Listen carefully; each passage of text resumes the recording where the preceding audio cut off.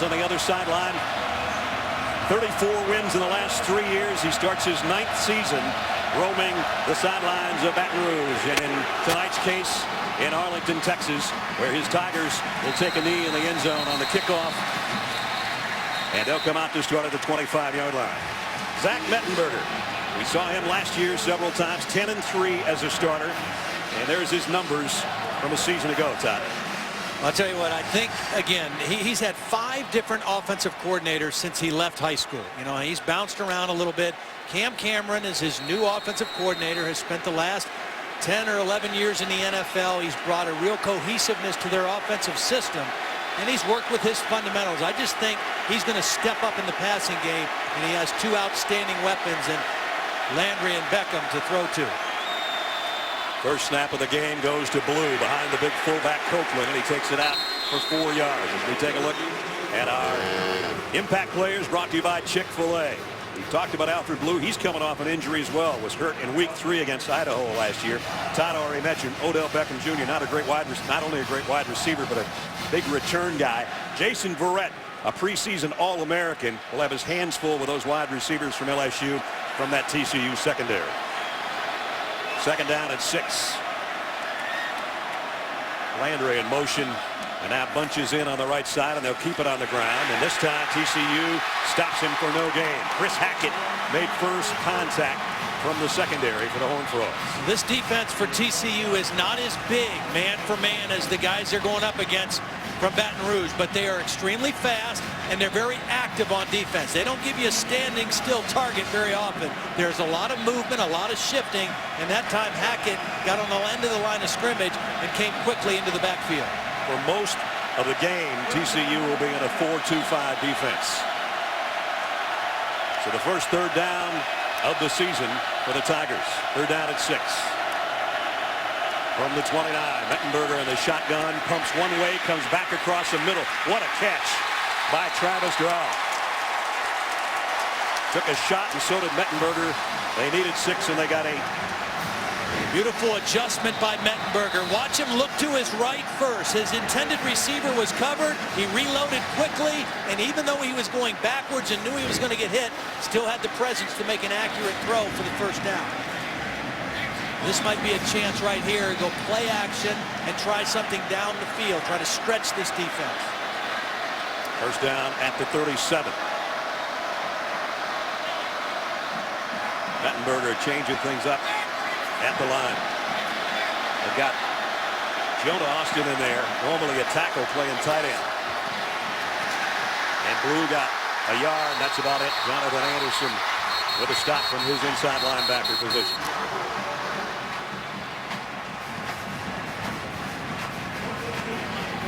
And Alfred Blue is in there again.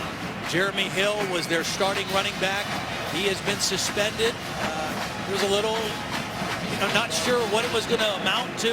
He's dressed, he's here, he warmed up, but like I've said all week, I would have been shocked if Les Miles would have played him, and that's why Alfred Blue's out there as the starting running back. They're rotating in there. Again, Mettenberger in the shotgun on second down and 9.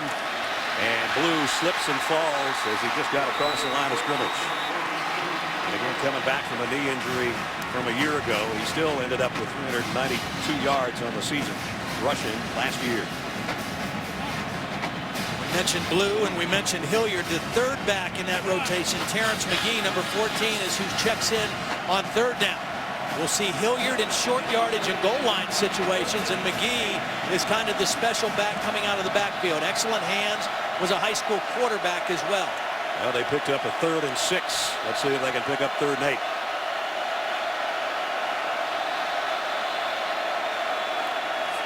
Mettenberger fires this one. What a strike down to Jarvis Landry.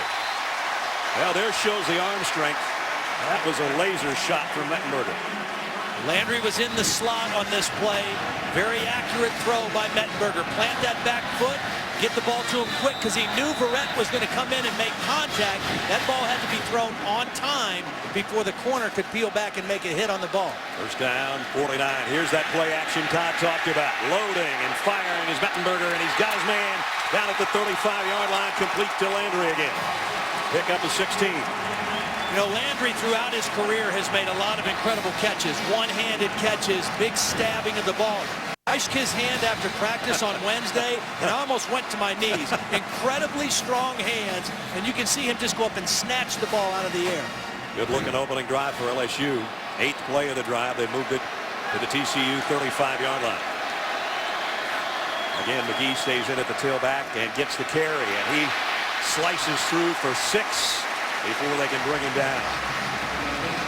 Elisha Olivo made the stop from the secondary, but right now LSU's doing exactly what they want to do.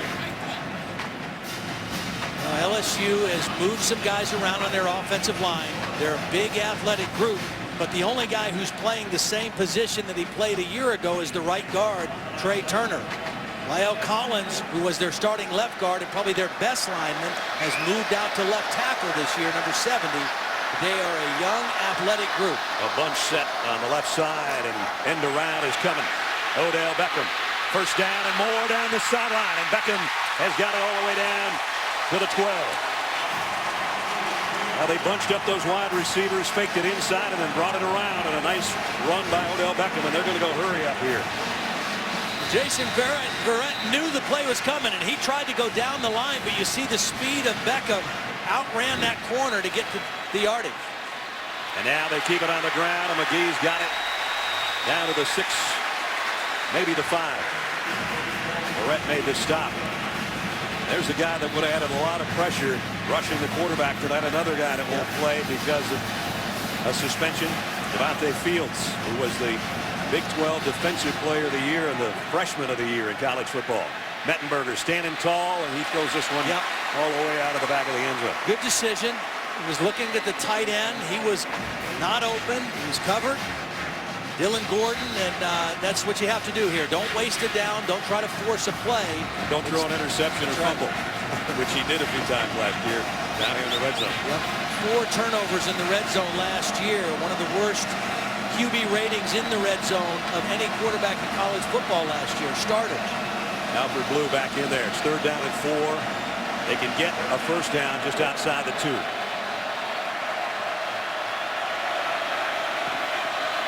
Landry's right in the slot. He's the guy I'd keep an eye on. Mettenberger looking at him, and now fires the other way, and it's broken up. No flag, and nice play by Kevin White on Deshaun Smith. Got there just when the ball did. The strength of this TCU defense is their 2 inside tackles and their secondary. They've got a lot of veteran guys. That's a really well played play by Kevin White on the football.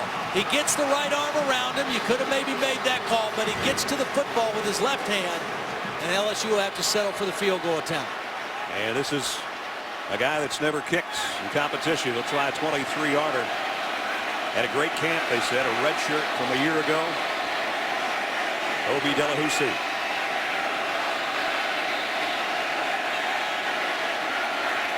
His first official kick for the Tigers is a good one. So a good-looking drive stalls. They settle for 3. And early on in the Cowboys Classic, the Tigers of LSU lead it by a field goal. Years, and he's just another one in that line. Well, the thing about Paul Hall and Boykin is they have different skill sets. So they both bring something unique and different to the offense whenever they're on the field, and that's a pretty nice luxury to have if you're an offensive coordinator. James Hairston to kick off for LSU. Back deep, bringing in Carter and Wayman James, the starting tailback.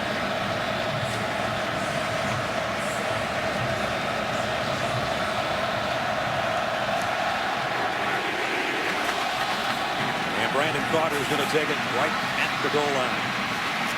And he lost the ball. LSU's got it.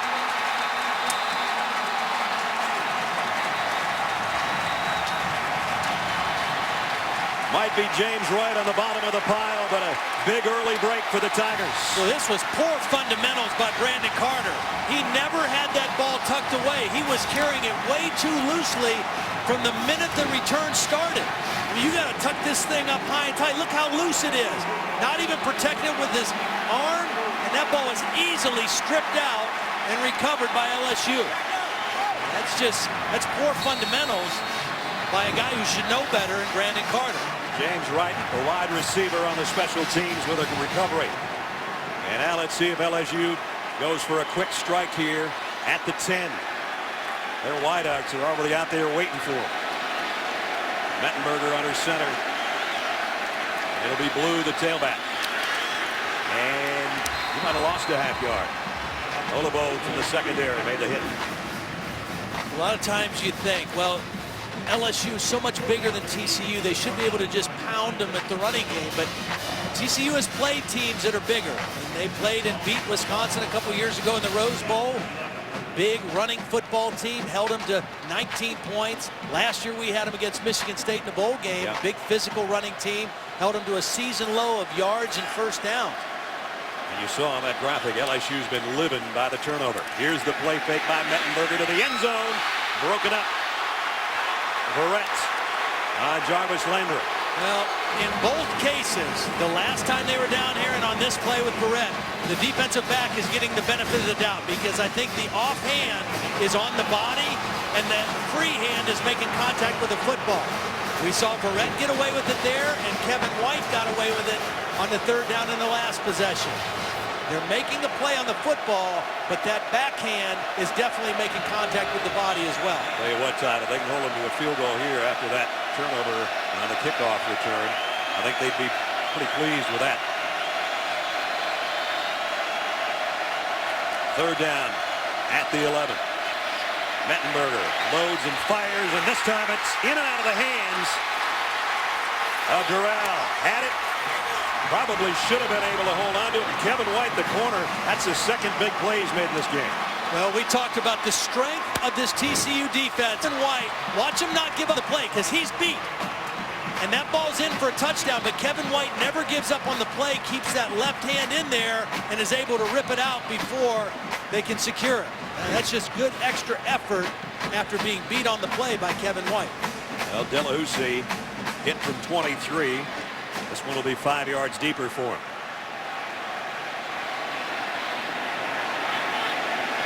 .28-yard field goal attempts.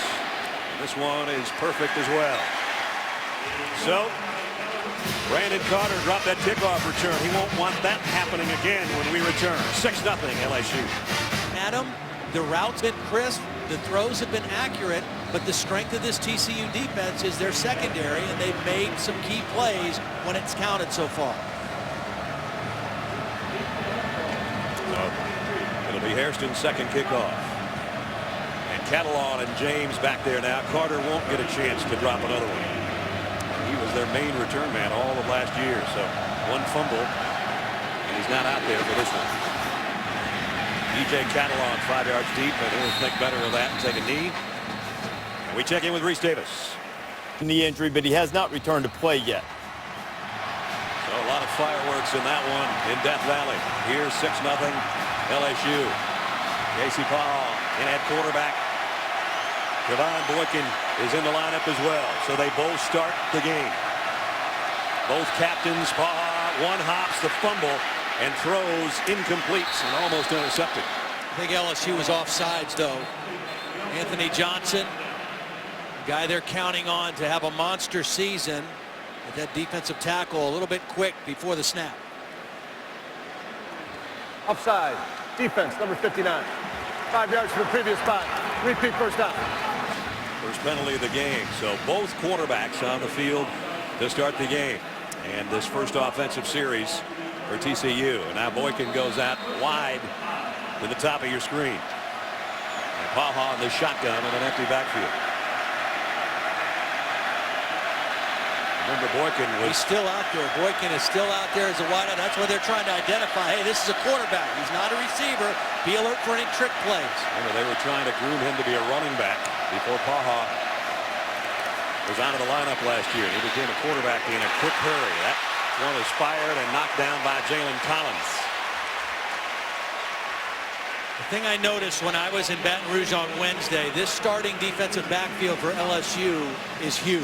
I mean, they're all over 6'1", and the guy who just made a play there, Jalen Collins, is a physical corner. He's a guy who wants to get his hands on you. The two safeties, Martin and Loston, both big guys. Jalen Mills is not quite as big, but he's still over 6 feet tall. It's a big physical secondary working for LSU tonight. 4 wideouts. One of them's not Boykin. He's out of the lineup right now. Went to the sideline, and James behind Paha at a pistol set. Casey on play action completes it. It's a first down out to the 39-yard line to David Porter. 9-yard pickup. TCU going to go with a little tempo, no huddle, try to keep the same personnel on the field for LSU. That's why you do this sometimes, just to know who the defense is out there and call your plays accordingly. Paha to throw again. Down the middle, completes another one. This time Brandon Carter holds on to the pass reception. And again, they hustle up to the line. And it'll be second down at about 3. I'm sure TCU, one of the games they studied pretty closely was the last LSU game against Clemson when they lost in the Chick-fil-A game. And really LSU kind of controlled that game for the most part, but when they got into the fourth quarter, the tempo of Clemson and the hurry up, they ran 100 plays in that game, really took some steam out of the LSU pass rush. Play fake again. Paha comes up firing to the sideline, and it's caught. The ball is loose again. And they're going to say held on to it. Brandon Carter thought he was going to lose another one, and he's right at the first down stick. What Casey Paha brings to the offense is his quickness in knowing where to go with the football. There's not a lot of indecisiveness, not a lot of indecision. When Boykin took over last year, he was a freshman. He was just kind of learning as he goes. He was forced into the starting position. He got better as the season went on, and apparently had an outstanding spring and summer. But Casey Paha is a seasoned guy, and he knows what to do with the football and where to go with it quickly. 6'5", 230-pounder, and he leads the nation in career passing efficiency. You saw the numbers for him on his career. Got a first down here as TCU's moved it out near midfield. This one's tipped. Incomplete. Wow, if Greg Lawson would have had his eyes on the football, he might have picked that one off and run for the touchdown. The ball was tipped up in the air by Jordan Allen, and Lawson was just going for contact. Watch the ball get tipped, and if Lawson has his eyes on the football, he might catch this and run for a touchdown instead of just going for a big hit. Nice dive by Jordan Allen to get up in the air, knock that thing down, and force a second down and 10.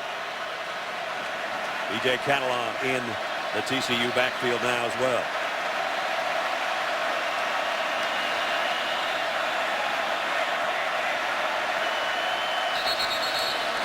Whistles, and a timeout was taken, I think, by Gary Patterson. Before the snap, TCU, their first timeout. Looked a little bit confused right there, and so they'll straighten it out on the sideline with a little over 6.5 remaining first quarter, and LSU up by 6. Dick's Sporting Goods kickoff weekend continues Monday night from Heinz Field. Paul Crest and the Panthers make their ACC debut against Jimbo Fisher's talented Seminoles. Number 11 Florida State and Pitt. Monday night 8 Eastern on ESPN. Everybody anxious to see Jameis Winston, the new starting quarterback in Florida State. Supposed to be a very exciting guy, and they got a lot of talent around him, that's for sure. Here's the first running play of the ball game for TCU. That's a good one. Down inside the 45 goes Wayman James. We talked about the return of James. Not only is he an excellent player, he is a real leader and a vocal leader. Now, Paha has become a better leader since he's come back, but Wayman James, even when he was hurt, was always one of their best leaders. And he has got a low center of gravity, and he would be like tackling a bowling ball, I think. When you see him, he is short, stocky, and strong. He goes out. B.J. Catalon comes in to take his spot. Catalon's the guy that carried the load when James was hurt last year. Paha's got an opening to run, and he's going to take it. And he shows his wheels with a first down run. A big guy, but he can move 13 yards. That's what quarterbacks have to be able to do in today's college football. If something breaks down, in this case, Ego Ferguson beat the guard, and the play broke down, you got to be able to extend the play and make something happen when everything's not perfect. You don't have to be a dual threat guy. You don't have to be a great runner, but you got to be able to do that. Catalon was in the slot, and now he comes back in a pistol set behind Paha on first down from the 32. Play action wasn't a very good mesh either as we check in with Holly. Les Miles of LSU told me before the game that his starting linebacker Taj Jones will not be playing tonight. He's a little bit nicked up. So in his place, Quan Alexander can play, but I've noticed in this series they're using a nickelback, Eugene Micah, in there a little bit more. So just something to note there without their starting linebacker. Thanks, Holly. They have had a lot of 4 wideout groupings out there and some empty backfields for Baja. They have 2 runs now after having all passes to get to midfield. Now they've worked it to the 32-yard line on a 2nd down and 10. Justin Macklin, number 54, is in, trying to get some fresh legs to rush the passer. Boykin's back in there too in a slot, and now he got a false start. Offense number 74. 5-yard penalty, still 2nd down. Vaitai, the right tackle, jumps.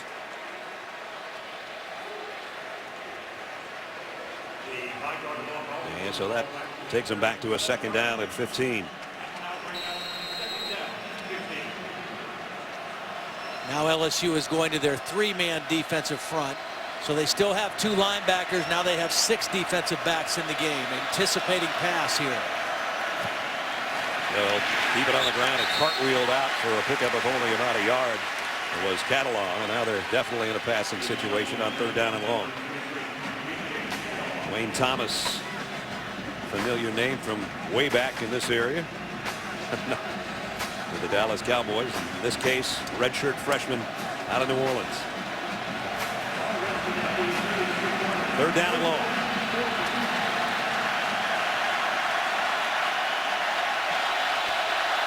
Empty backfield again for Casey Paha.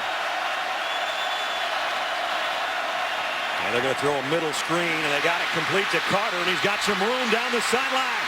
1st down and more. Brandon Carter all the way to the 11. Pickup of 25. Well, the guy who got the key block on this play was Boykin. The quarterback turned wide receiver. Watch him stay on the block and seal the corner for his receiver, Carter. From the 11, and Baja tucks one in there to Catalan at about the 7 or 8 yard line. Well, we mentioned some of the problems that LSU and Zach Mettenberger had in the red zone last year. TCU had their problems last year. They were 103rd in the FBS in scoring when they get into the red zone. Only 67.5% of the time did they come away with points. Now, Baja only played the first 4 games. He's in there right now. Let's see if they can capitalize with a touchdown. In those first 4 games, he was pretty sensational, though. Had 10 touchdowns and only 1 interception. They got a 2nd down and 6. They can actually get a 1st down near the 1 yard line. And now timeout. They don't want to waste an opportunity. 2nd timeout they've had to take in this quarter. And we'll take it with them with 3 minutes, 53 seconds remaining. Horned Frogs trail by 6, but they're threatening right now. And now we'll see what he can do with a 2nd down at the 7 yard line, having taken a timeout. Again, 12th play of the drive, and they don't want to have to settle for a field goal like LSU has on their 2 drives. A lot of quick throws. The ball's not in the hand. Now, Boykin is in the game now, so he's a dual threat guy. So you have to be prepared for quarterback run here as well. In this case, Baja wide out, and Boykin scrambling, almost lost his balance. LSU's defense is too quick for that. Yeah, no dancing. You can't dance against this defense. And especially that guy. Down to 295, and he's that much quicker. And that's Anthony Johnson, the captain of the defense. A guy that actually wasn't a starter in several games last year, but he had to play behind guys like Michael Brockers and Benny Logan, and you go down the list. You know, those guys are all playing in the NFL. You know, now, I'm not opposed to playing Boykin and giving both quarterbacks opportunities, but I don't get why you do it there. You've got momentum. You've got a great drive going with Paul. Now you get a negative play and put into a difficult 3rd down. To throw. Short of the 1st down, but battling to get within a couple yards of it. P.J. Catalan, who got 7. But now they got a 4th down and a long 2, maybe more than that. Gary Patterson right now is trying to find out exactly where that yard line is. You have to kick the ball. I mean, there's no decision here. I mean, Gary Patterson being a defensive guy, he knows how good this LSU defense is. You got to get points anytime you get in this part of the field. That brings out a guy that was a pretty good kicker as a freshman last year. Jaden Oberchrome. Here's what he did a season ago. We've got two guys that were freshmen, a punter and kicker last year. More experience now, and this should be easy from 21 yards out. And it is. So both teams have gotten deep in the other's territory and to settle for 3. With 2:14 remaining in the first quarter, we got good news. We got a good game, and we also have Taste of the Town with Todd Blackledge return. And if there's something Todd loves, it's barbecue. Actually, there's nothing Todd doesn't love. I just meant cauliflower. I don't like cauliflower. You don't like cauliflower? How about Brussels sprouts? No, those either. Okay, there's 2 things I found that won't be in your soon-to-be released book, Taste of the Town. So a 71-yard drive in 14 plays, capped by Oberchrome's 21-yard field goal. And now Odell Beckham waits back deep.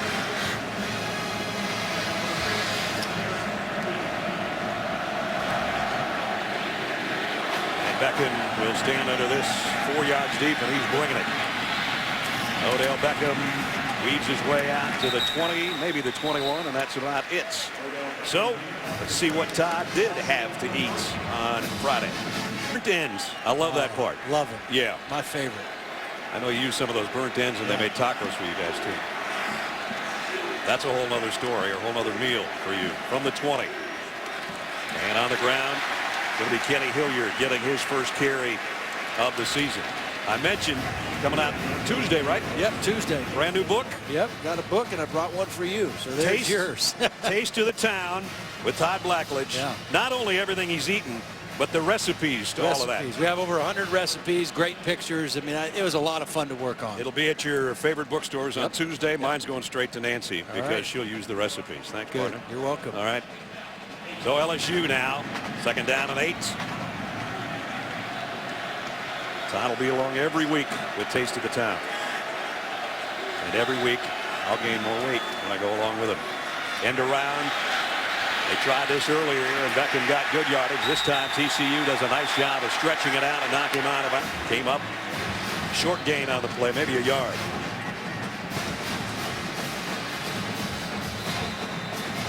TCU, rangy defense. They can really run. And they're so in sync. You know, Gary Patterson has long been held as one of the top defensive minds in college football, and they just are really on the same page in everything they do, and they have to be because they're not as big or as powerful as some of the teams they play against. But boy, they are in sync, and they play great team defense. See if they can stop a 3rd and 7 from Zach Mettenberger. Fires down the middle, wide open this time is Odell Beckham, and he's on the run. And he's got a blocker in front, brought down as he got to the 49-yard line by Olabode, but it's a 26-yard pickup on 3rd down.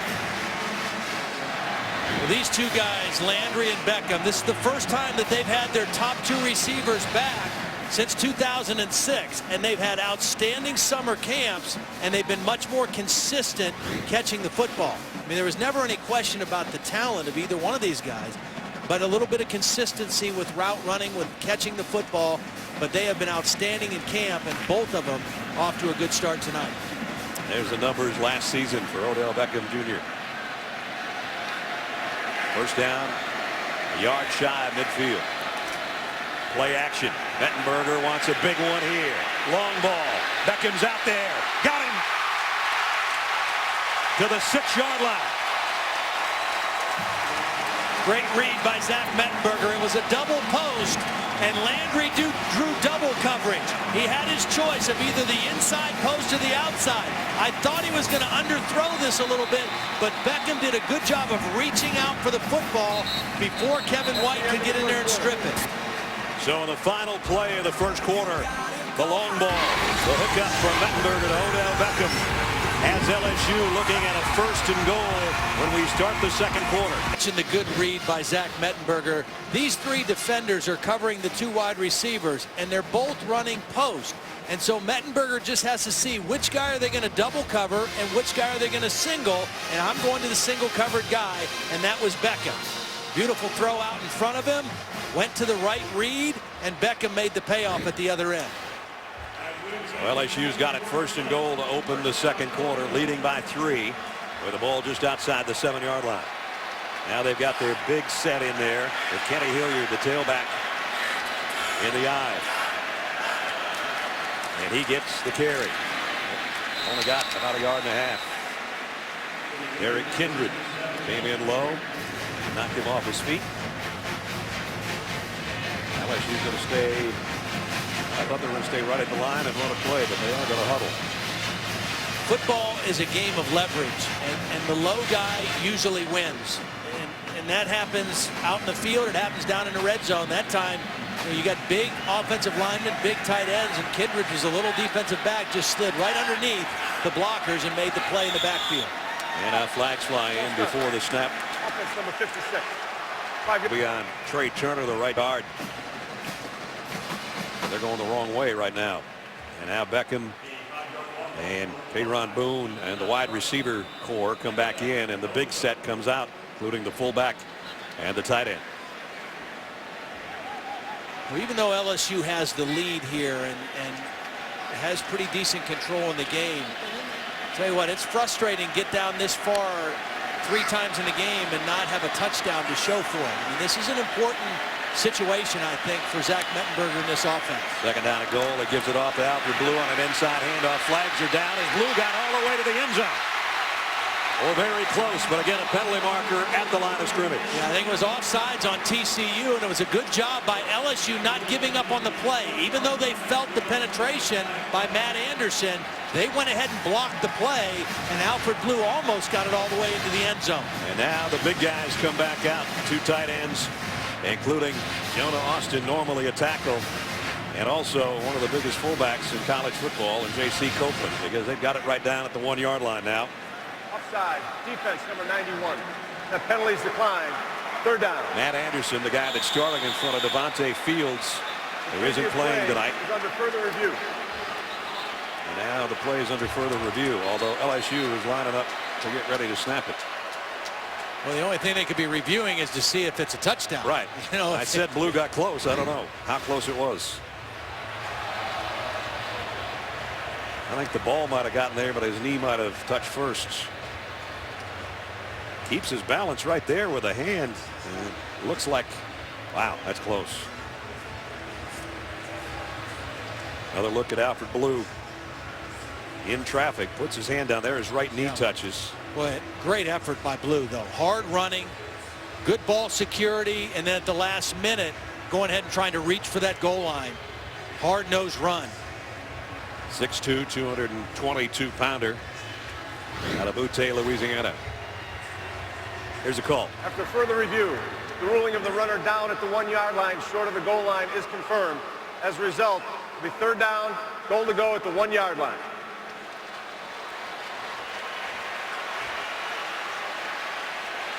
They keep the same set and the same group out there on 3rd down and goal from the 1. Again, LSU trying to finally cash in the end zone after 2 unsuccessful trips to the red zone. Leverage. Who can stay low? Copeland, the fullback, and he's in. The big fella for the touchdown. 270 pounds of fullback with a little sugar.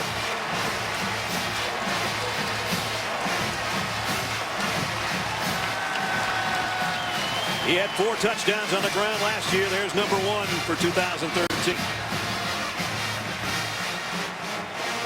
Their best offensive lineman is Lyle Collins, number 70. They ran right behind him. He got to the 2nd level and took his linebacker about halfway through the end zone, and Copeland was right behind him. Delahousie in for the point after. We got our first touchdown in Arlington tonight. And LSU did it in fine fashion with an 80-yard drive in 7 plays. A little over 3.5 minutes they used. And a lot of it was Mettenberger to Odell Beckham Jr. And when that was done, the big fella from a yard out, J.C. Copeland, LSU. I love fullbacks getting the football. 13-3. They had some big chunks with a passing game, and then this short chunk, Todd. Well, he ran right behind their best lineman. Watch the block by Lyle Collins. When he did that, all Copeland did was just get right in behind him. He takes his man, the linebacker Jonathan Anderson, drives him right back into the end zone, and that opened up the initial hole for Copeland. And you got to throw those fullbacks a bone every now and then. If you want them to block for tailbacks, give them the ball down there around the goal line. Let them get a little bit of that touchdown. We mentioned they had 4 of them last year. A 1-yard plunge has given LSU a 10-point lead. James Hairston to kick. Wayman James and B.J. Catalan. What do you think the average yard per touchdown run for him was? Probably a yard and a half right in there.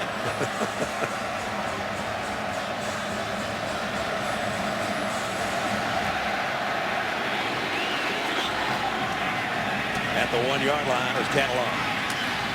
And B.J. Catalan springs it. Kicker to beat.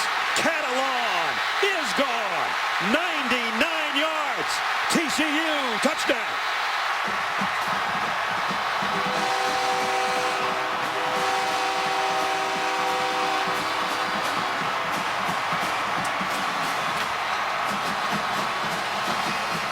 That's the way you get right back in the football game. Well, this was good running by Catalan. Poor tackling by LSU as well. They kind of got out of sync on their lanes. They left a hole open. Nobody really even got a hand on him. And Catalan, some good running here at the end, anticipating somebody might be closing, crossing the field, and TCU right back where they want to be. They're officially going to call it coast to coast. A 100-yard kickoff return for the touchdown. Oberchrome, the extra point.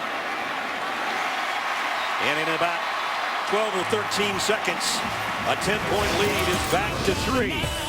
B.J. Catalan, the sophomore out of Houston, Texas, on his way. Goal. 100-yard kickoff return for a touchdown. So in a matter of 15 seconds, back to a 3-point game. Actually, TCU's officially only had 1 possession, and they got a field goal out of that. That's not considered a possession. Here, LSU's going to have the ball for the 4th time here in the first half. They've got a dangerous kick returner as well. And Odell Beckham. He is going to bring this one from about 6 yards deep. Odell Beckham, flags are down. He works his way out across the 30 and close to the 35. And I think it's all coming back.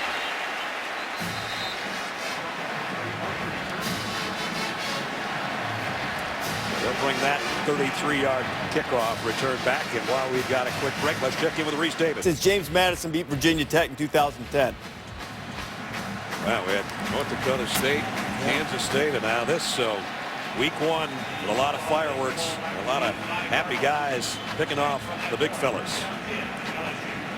You know, in those lesser teams, I only say lesser, less talent, maybe less depth. Yeah. That first game is the game they can catch you, you know, because they're not worn down as the season goes on. They're as fresh as they can possibly be. They've had a lot of time to prepare, new wrinkles, new things to try. That's why those first games can be so tricky for people. So LSU was going to set up shop way out around the 35-yard line. Instead, they're inside the 5 here due to the penalty. Kenny Hilliard in there at tailback, but it's going to be the fullback Copeland who scored on his last carry. This time he might have gotten a yard out of it. Davion Pearson, 300-pounder out of Oklahoma City. And his defensive tackle spot made the stop. These 2 guys on the inside, TCU, are pretty stout as well. They're both 300-pounders. Pearson, sophomore out of Oklahoma City. Chucky Hunter is a junior, number 96, one of 3 defensive linemen on this team from West Monroe, Louisiana, of all places. Home of the Duck Dynasty guys. You love that show. Our family, my boy's favorite show now. Some of the LSU guys growing the beards. I think they could join those fellas. Timeout taken by LSU. LSU, their first timeout. So they'll take their first time out with 12:31 remaining in the first half. They'll have a second down, and Wayman James is a starting tailback. Probably, Todd just said to me, probably wouldn't be running back kicks tonight either. Brandon Carter would have dropped the first one of the ball game. And he goes 100 yards to give us the score we have, 13-10. And now LSU, after that timeout, deep in their own territory. With a second down and 9.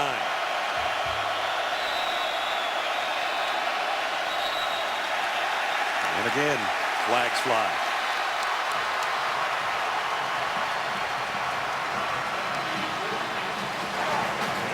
Ball start. Offense number 85. After distance of the goal. Repeat second down. Todd, those guys were waiting so long at the line of scrimmage during our timeout that they took. I'm not going to take the blame on TV, but they stood around so long.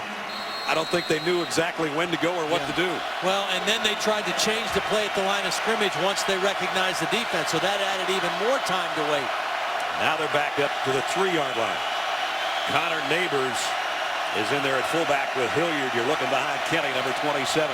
Will get the carry and follows his fullback out to give him a little bit more room. Out around the 7. Matt Anderson made the tackle. Right here is where Zach Mettenberger has to show maturity. If they call a pass here on 3rd and 8, deep in his own territory, you got to be smart with the football. Nothing wrong with punting the football and playing defense in a game like this. This secondary is the strength. Last year they had 21 interceptions as a defense. 8 starters back from the top defense in the Big 12 from a year ago. Got to be very smart with the football here. Got McGee and Blue both in there flanking him in what was a shotgun. Now he comes up to the line of scrimmage and will backpedal into it again on 3rd down and 8. Mettenberger from his own end zone, and he's just going to throw this one to the ground. McGee, I think he wanted to throw a screen pass to McGee. That's exactly what they were looking to do. Intentional grounding. Number 14 was in the area. 4th down. So he just drills that one into the ground, and we'll have our first punt of the ball game. Coming up with 11:37 to go in the half. Jamie Keene really only started one game last year as a punter, and that was in the Chick-fil-A bowl game. Brandon Carter, who dropped a kickoff return earlier, is back as the punt return man. High kick, a dandy. Carter has a fair catch and takes it cleanly. But good field punt, no return. When we return, the Horned Frogs down 3 will have it at their own 45-yard line. Chick-fil-A kickoff classic, Virginia Tech and Alabama. The Braves were playing. They got Atlanta Motor Speedways filled up. Dragon Con is going on in downtown Atlanta. I'm glad I'm not driving around downtown Atlanta tonight. Flags down and a false start. False start. Offense number 87. 5-yard penalty, still 1st down. So each team has had a false start coming out of a timeout. Well, for TCU's offense, I mean, it must have felt like halftime, you know, as long as they were on the sideline waiting to come out and play. Please adjust the game clock to 11:32. The one thing we haven't seen TCU do yet is try to throw a ball vertically down the field. It's been a lot of short stuff, a lot of dink and dunk, mix in a few runs. I think they probably in this possession need to try to stretch the defense just with the threat of throwing the ball down the field. So they got a 1st and 15 now at the 40-yard line. Baja in an empty backfield with a 5-receiver group out there for him.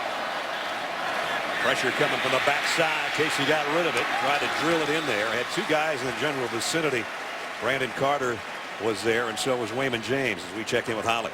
Well, as we mentioned before, Casey Baja was in rehab for 4 months, and during that time he didn't pick up a football throw at once. The coaches told us that when he did come back to the team and start throwing it around, he was very rusty. His arm strength, his overall conditioning, he's really had to work to get that back. But Todd, you mentioned they're not going deep too much. We'll wonder just how much trust they have in his deep ball right now.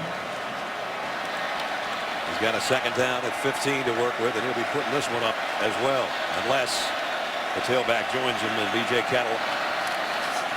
And he'll get the carry, weaving his way, and here goes Kettle on. Boy, almost had the same look as his kickoff return, and still Jordan Allen tracked him down. Picked up a 7, though, and that makes this next play a little more manageable. Well, Holly mentioned the rustiness with Baja. The other issue for this TCU pass offense is receivers. They haven't really had a guy emerge as the go-to guy. Josh Boyce had 66 catches last year. The next closest was Brandon Carter with 36. So they're still kind of waiting for this receiver group to kind of step up, and somebody step up as a go-to guy as well. 3rd down and 8 from the 47. Don't want to waste a good field position after the punt return. And Baja into traffic and incomplete, intended for David Porter. That's the 2nd time they've had 2 guys in the general vicinity of where that pass was headed. And the feel that I get right now from the LSU defense secondary-wise is I think John Chavis said, look, I don't think, and we don't think they have guys that can run by us. So let's clamp down. Let's get a little bit tighter. Let's get our hands on them.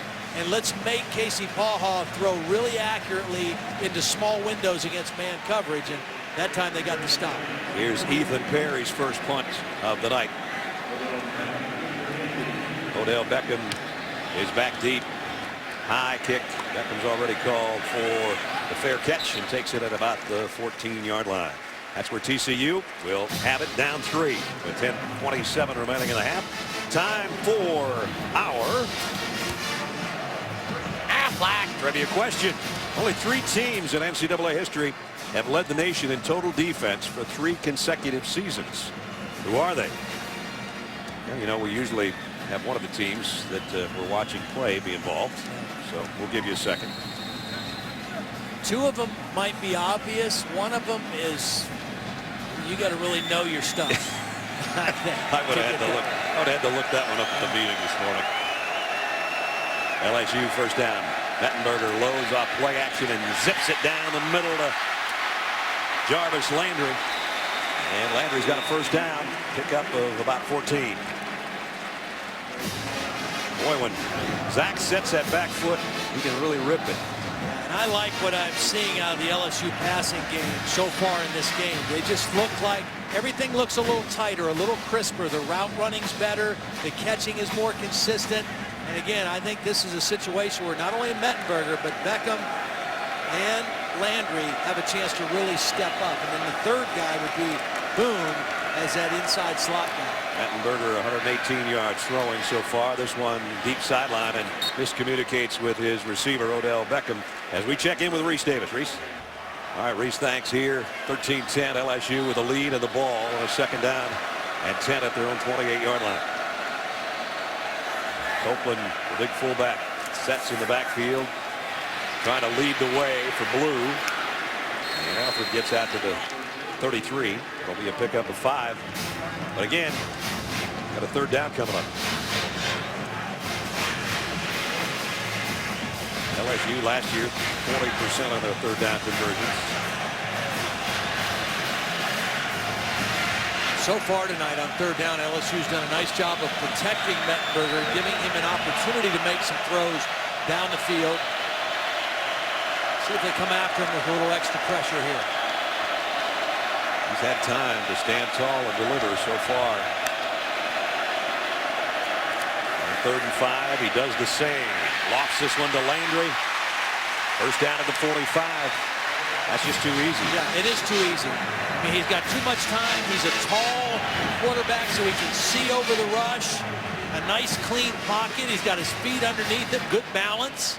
That's one of the other things that Cam Cameron has really worked with Zach Mettenberger on this year, is trying to keep his weight underneath him a little bit. His feet a little closer together, not overstriding, staying in a loaded position as a quarterback, ready to get rid of the football. And he just looks better to me.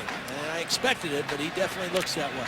Cam has been away from college football for basically 12 years, but head coach of the Dolphins, longtime offensive coordinator of the Ravens.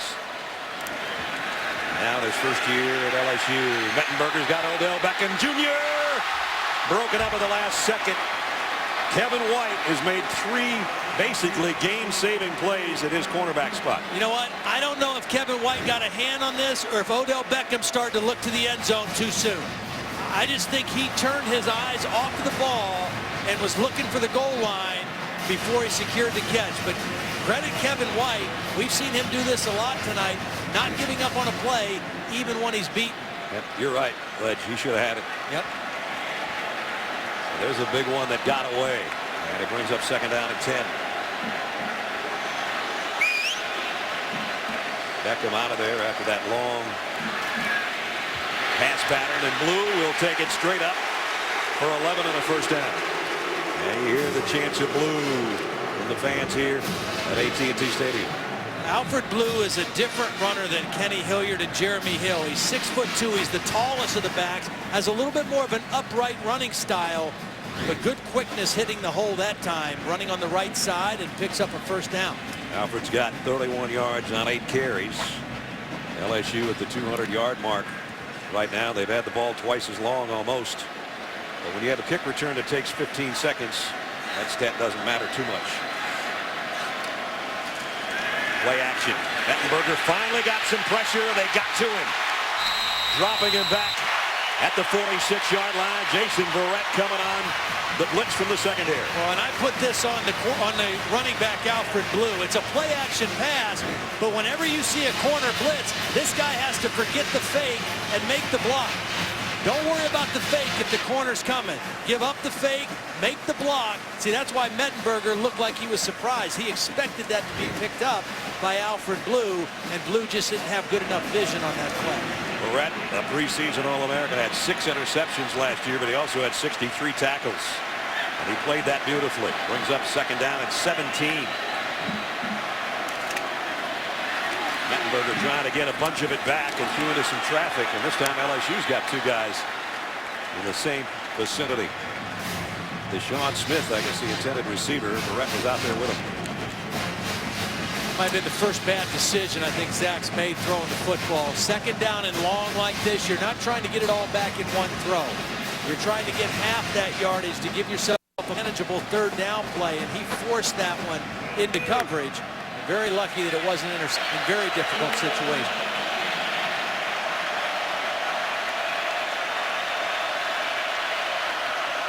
Third and 17. A bunch set of wideouts to Mettenberger's right, and he's getting flushed again. Keeps his poise and throws on the run, but high and incomplete. Intended for Durrell. Kevin White again was the guy that was the closest to the LSU wide receiver. TCU coach Gary Patterson letting the circle of trust last night and go to their defensive test. I got to sit in the meeting room and listen.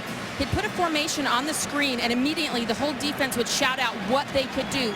Then he'd ask each player to yell out what their responsibility was on that play. In the whole meeting, an hour and a half, only one kid had the wrong responsibility. They know what they're doing, and it showed up on that drive. Allie gets around, doesn't she, in those meetings? She's a gym rat. I mean, that's all there is to it. She loves the game. She's a gym rat. Yes, she is. We mean that in a nice way. And that goes out of bounds inside the 10 at the 9. Earlier we asked you the Aflac trivia question for tonight. Only 3 teams in NCAA history have led the nation in total defense for 3 consecutive seasons. Who are they? Well, TCU's one of them. I know that much. 2008 to 10. Oklahoma 85 to 87. There's the one that might not have known. Toledo 1969 to 1971. In fact, 5 times in the last 12 years TCU has been #1 in the nation defensively. And of course Gary Patterson's been around 16 years, 13 years as in his 13th year now as the head coach.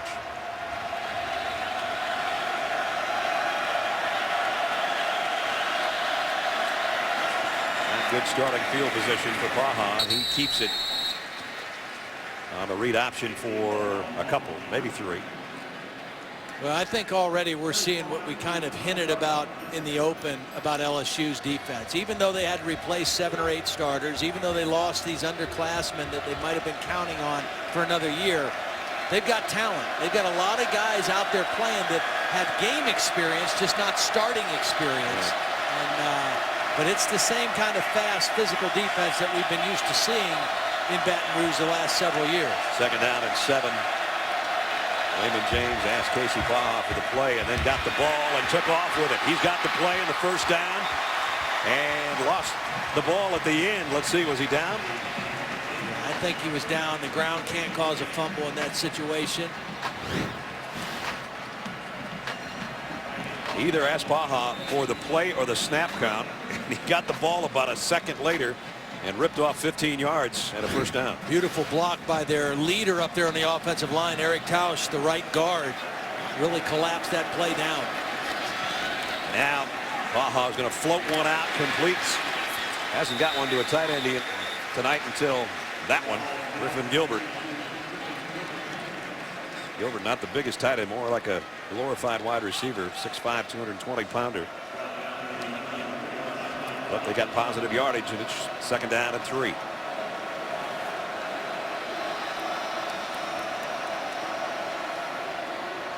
Catalan on the inside, and this should be good enough for a first down as well. One of the key matchups for TCU in this game, one of the big questions that their coaches had, how would our center and 2 guards, Joey Hunt the center, James Dunbar, Eric Taj, how would those guys block the inside tackles of LSU? Ego Ferguson and Anthony Johnson. And in the last couple plays, those 3 guys on the inside of the offensive line have done a very nice job. Everybody looks to the sideline now on first down at the 38-yard line. In the gun, 3 wideouts to the top. They'll keep it on the ground, though. This time, not so good blocking on the inside. That time they did. Ego Ferguson. Ego Ferguson and Anthony Johnson are the 2 guys. Here's Ferguson right here. Big, physical, powerful guy. He's just going to take the tackle, throw him out of the way, and make the play in there. Those 2 guys are the next 2 stars on the inside. I mean, LSU has had a lot of defensive linemen come through there, make their way to the NFL, and these are the next 2 guys ready to step up. Now an empty backfield again on second down and 10. Baja and 5 wideouts, and LSU's going to bring a blitz. Got to get rid of it. And did on a crossing pattern to Carter. It's incomplete as he dropped it. He might have had a little bit of room to run had he held on to that. Boy, Anthony Johnson read that too. He hit the center and then released out, anticipating screen. Watch him hit the center and then release outside. He got picked off a little bit, but he read that play. That's pretty impressive for a 295 guy lined up right over the center. Absolutely. He'll get a breather. Casey Paha won't get a breather, though, probably. Third down and 10. LSU fans coming to life. Von Boykin in the lineup again as one of the wideouts. Hurry trying to get the snap. Baja, they throw the screen again, but LSU's all over it. Only a couple-yard gain. Micah Eugene made the stop. Mikey Eugene made the stop, but Ego Ferguson, that other defensive tackle, read that screen. So on back-to-back plays, we've seen the 2 defensive tackles read the play, stop rushing the passer, and go chase down a play. Well, that's good coaching. John Chavis, defensive coordinator, his 5th year at LSU. After a long career at Tennessee, has got him playing. Ethan Perry, his first punt was high and deep. Odell Beckham had to call for a fair catch and see if he can do it again. And he does. And Odell Beckham's got to get out of the way of this one. It actually takes a positive bounce for the Tigers.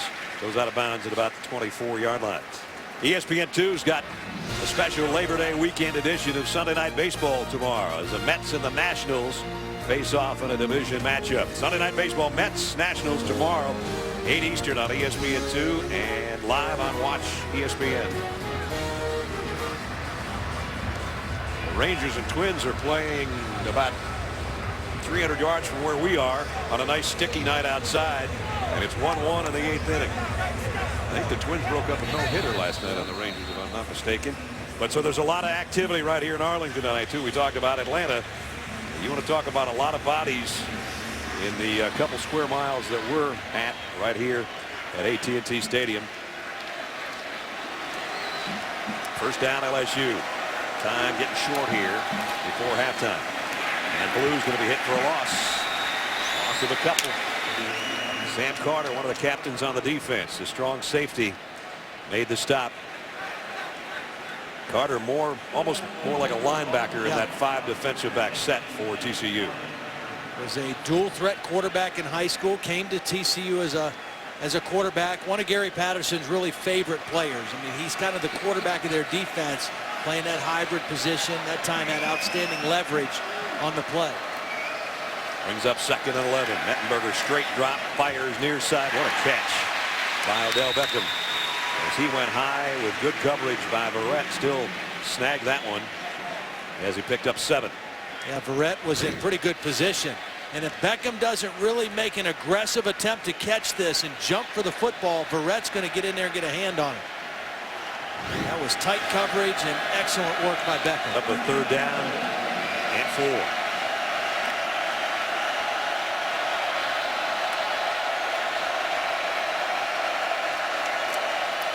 Mettenberger zips a slant complete to Landry. He's got a first down And they still don't have him down. He got out near the 47-yard line. And I mentioned those strong hands of Jarvis Landry. His ability to just kind of in traffic. Pretty impressive. Great throw on time. And Landry able to catch that thing going north and south and add extra yardage after the catch. His 5th catch, 3 of them on 3rd down. And here's a screen pass that went awry again. That's the 2nd time tonight. Mettenberger has just drilled it into the ground. Yeah, that was Blue's fault, though, because he was too deep. 4 was in the area. 2nd and down.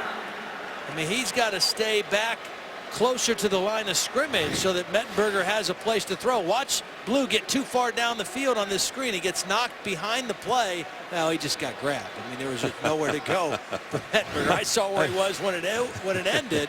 Well, he had help getting there. I'm not sure that didn't happen to McGee the first time they tried that down near the goal line. Yeah. There's just too much congestion in there. McGee's in there right now, as a matter of fact, with Mettenberger in the backfield on 2nd down and 10. We're under 2 minutes in the half. Low snap in the shotgun.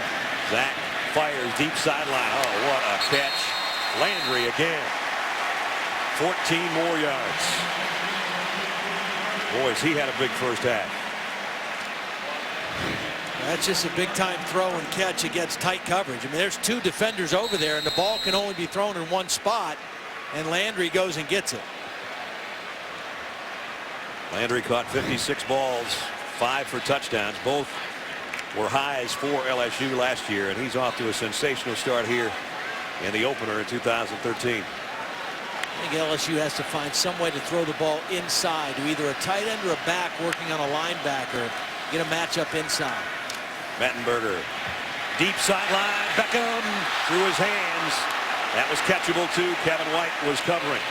Covering all of college football is Reese Davis. Reese, what do you got? All right, Brad, got the BMW halftime report coming your way. Georgia and Clemson playing a thriller on ABC. We'll get you up to date on that. Wait till you see the touchdown pass Taj Boyd just threw. Johnny Football has returned, the latest on that, and also the Beavers are bumming after their date with Eastern Washington. All right, Reese, see you in a minute, 43 seconds. 2nd down and 10 for LSU, leading by 3 here in the late stages of the 2nd quarter. They'll keep it on the ground. Alfred Blue, and he's got some room off tackle this time. Inside the 35, near the 33. Barrett had to make the stop. Busy corners tonight. And timeout taken by LSU. 30-second timeout. 30-second timeout here. Minute 34 remaining in the half.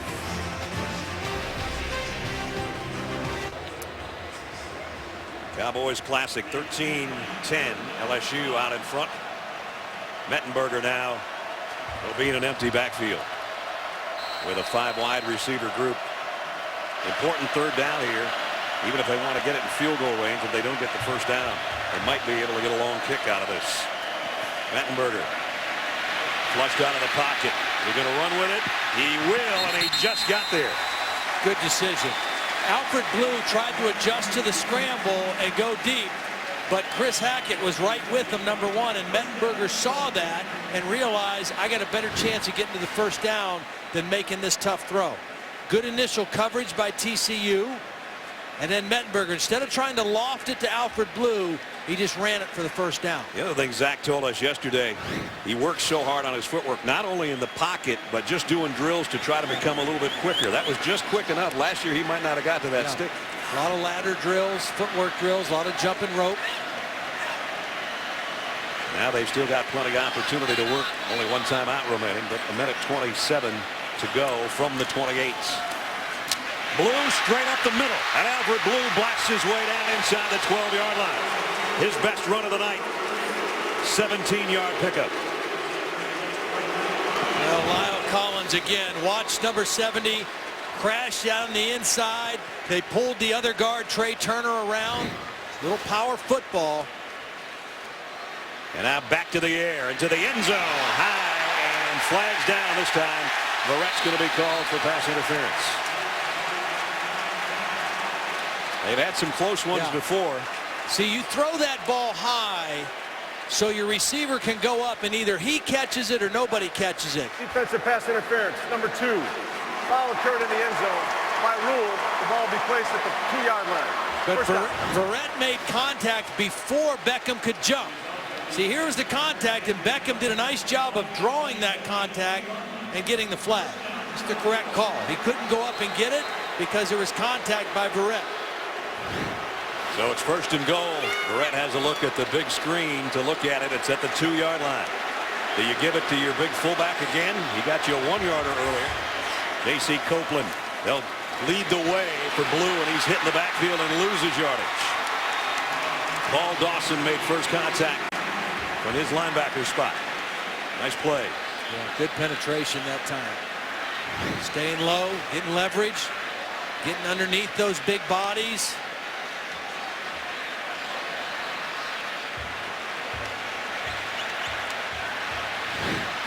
They lose yardage on that one. The 11th play of the drive coming up. Gary Patterson hoping that his defense can come up with a stop and force a field goal with less than a half minute to go in the first half. Kenny Hilliard, second man through. Hilliard, he's going to be short as well. Remember, LSU's only got one timeout. Ball was on the ground. Call the timeout. Les is all the way down to the 7-yard line. Final timeout. 30-second timeout. And that's the final timeout for LSU.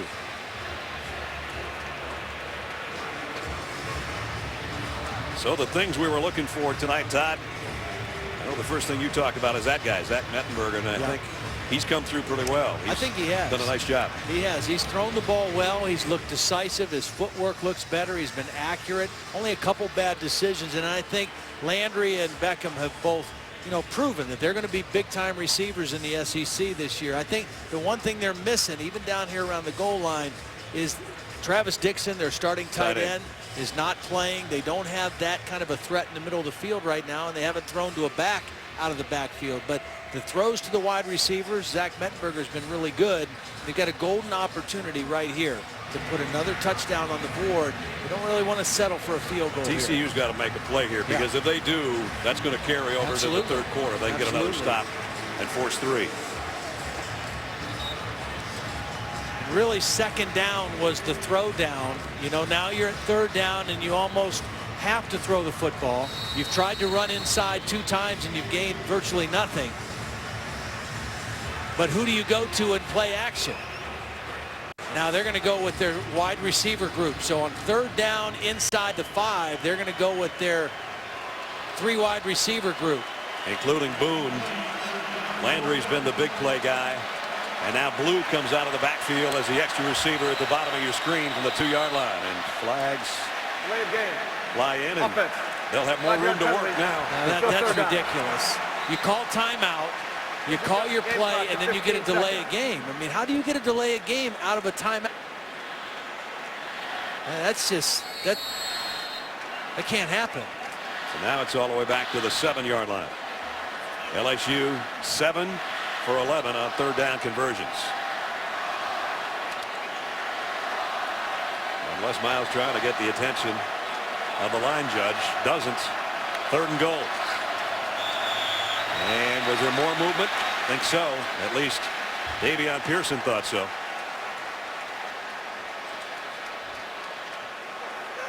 False start. Offense number 78. 5-yard penalty. Still third down. LSU's imploding down here inside the 10-yard line. It's not inside the 10 anymore. Out to the 12. 4 penalties of the 6 that LSU has had tonight on the offense.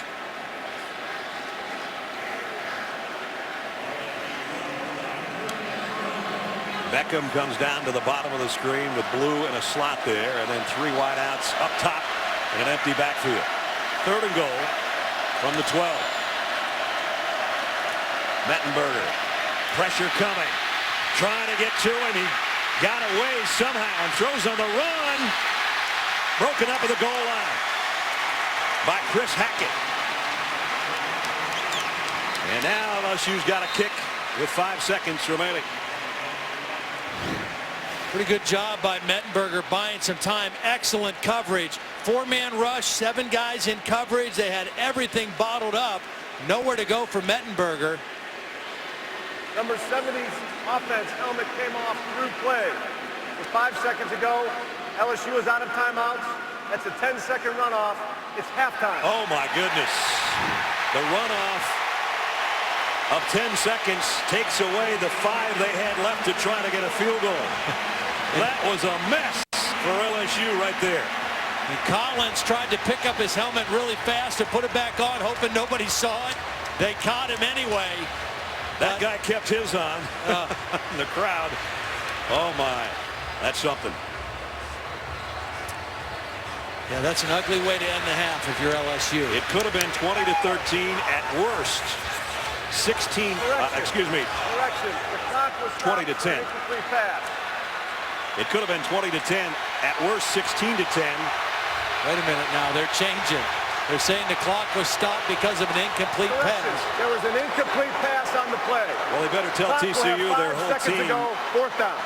The whole TCU team is in the locker room. And the LSU fans are all going, come on back, fellas. Come on back. This is the most bizarre minute of football I've seen in a long time. Well, we have a Big Ten officiating crew, and they're trying to explain it to Gary Patterson right now. Here come the Horned Frogs. Well, he didn't come out at the beginning in the open of our show when we wanted him to, so we'll bring him back out.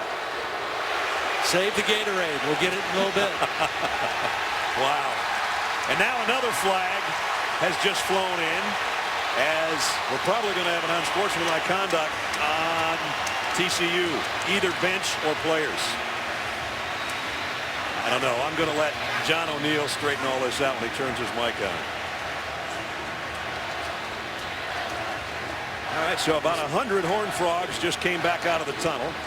We've got a couple on the field that I think were penalized for some reason. Yeah, something's going on with Davian Pearson, number 57.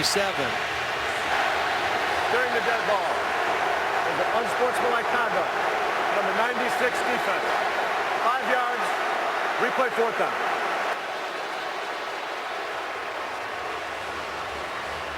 Chucky Hunter is the guy they called it on.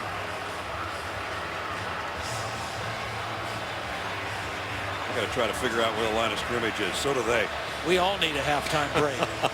Players, officials, announcers, everybody. Good grief. Oh, man. So LSU is going to have a chance for a field goal. And Delahousie 2 for 2 tonight. This will be a 23-yard attempt. He hit a 23-yarder earlier. I don't know if TCU is going to line anybody up on defense to try to block this or not. Finally, a few of them getting their stance. Here's a kick with 5 seconds now remaining in the half. And it's good. And Gary Patterson is not a happy coach.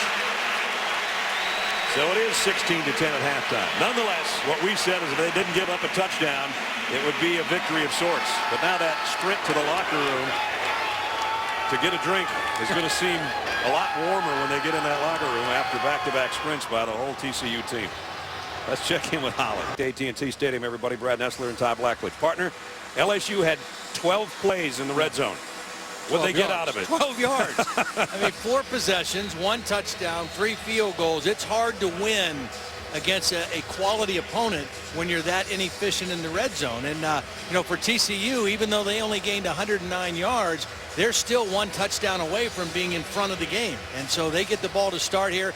I think they have to find a way to stretch the field. They've got to get some big yardage plays because they had none in the first half. They couldn't get their passing game going downfield, is for sure, but they did do a nice job on returns. And here comes Catalan, who had the 100-yarder, and bringing this one out close to the 30-yard line as we check in with Holly Rowe. Holly?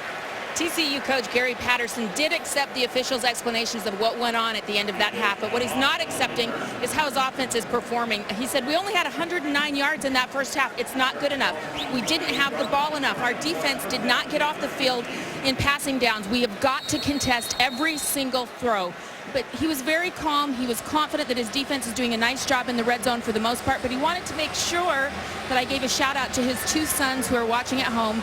Cade and Blake were going to come, couldn't make it because Blake hurt his knee. So a concerned father at the half, just as concerned for his boys as he is for his team. He's got 3 sons, Josh and Cade and Blake's the one that tore his ACL. So Blake, hope you're better soon. Ball. Now he is trying to go deep, but it's into traffic and it's intercepted. So they did what Todd said they might try to do. There's a flag down, though, in the backfield. Could be roughing the passer. Holding. Nope. Offense number 69. It's not. The penalties decline. Interception results in the first down. And Jalen Mills has got the interception.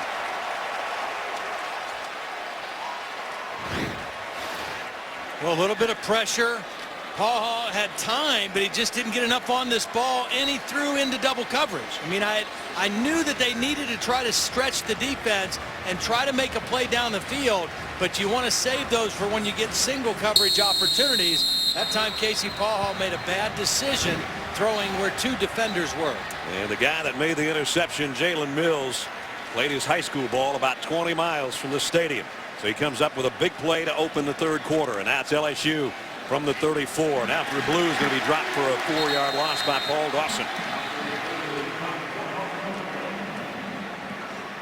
The LSU does a nice job with their linebackers. They read play quickly, and then they run through behind the blocks. They're not the biggest guys, but again, they're quick. They take good angles, and they know where they're going. It's funny watching all these folks still filing back in from halftime, and they're looking up at us as to say, how did we get the ball back? The LSU fans. They got 2nd down at 13 from the 31. And it's out for Blue. A little bit of room to run this time. Back out to the 38. Positive yardage. Makes the 3rd down manageable. 3rd and about 5 coming up. Jeremy Hill again not playing tonight. Serving a suspension for an off-campus altercation. Terrence McGee has done duty in the backfield along with Kenny Hilliard and Alfred Blue tonight. Actually, it's 3rd down and 6 now. They spot it closer to the 38-yard line. A single coverage down here, and Mettenberger looks left. Now is going to throw on the run, and flags are down. Kadron Boone was clapping his hands out there, ledge, and trying to get his quarterback's attention, thinking that he could beat the guy over here in the corner. Yeah, Jarvis Landry is limping off the field. Actually, he's not even going to get off the field. He's been their big play receiver, holding on TCU. Landry's had a huge first half.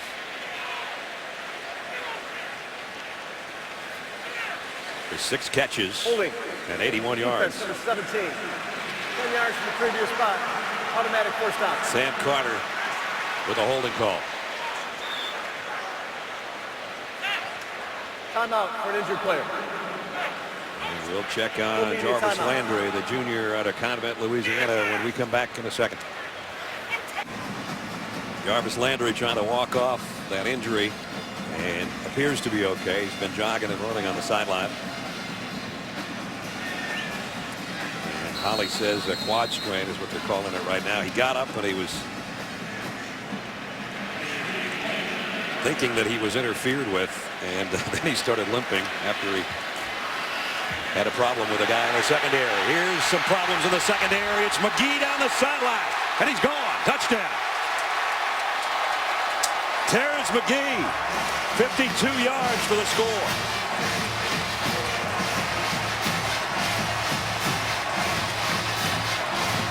Outstanding block by his left tackle, Lyle Collins, and also Kadron Boone, number 86, the wide receiver. Watch 86 pin his guy on the sideline. Collins gets the big block. Boone gets a block on Kevin White, and then the burst. Wide receivers have to block downfield. And when I saw this guy in the practice field, Terrence McGee, on Wednesday, you could tell he's got some real burst to him, and he's shot out of there on that one. Connor Neighbors, a fullback, took out 2 guys on the inside. 52-yard touchdown run. So after the interception, McGee caps a 66-yard drive on just 3 plays. Touchdown, LSU. Do you know what? Remember, Gary Patterson told Holly at halftime, we got to do a better job on defense getting off the field in passing situation. They got the holding call on Sam Carter that extended the drive, automatic first down, and the next play, LSU gets the long run. So now the Tigers have 10 points off 2 TCU turnovers. The dropped kick return by Carter turned into a field goal, and the interception by Collins turned into a 52-yard touchdown. Hairston to kick. Raymond James, B.J. Catalan back deep. Catalan has a 100-yard kickoff return for a score tonight. He's got an opportunity here from about the 1-yard line. And he's a good-looking return guy as he gets it out to the 23-yard line. And we check in with Holly. Well, that very unusual sequence of events to end halftime when the Big Ten official referee John O'Neill came out and he said that he's got a statement. He has actually handed out a statement, or they have for him, that says when a helmet comes off and that's the only thing that stops the clock, that's an opportunity for a 10-second runoff under 1 minute of either half. In this case, we had 2 things stop the clock, the helmet off and an incomplete pass.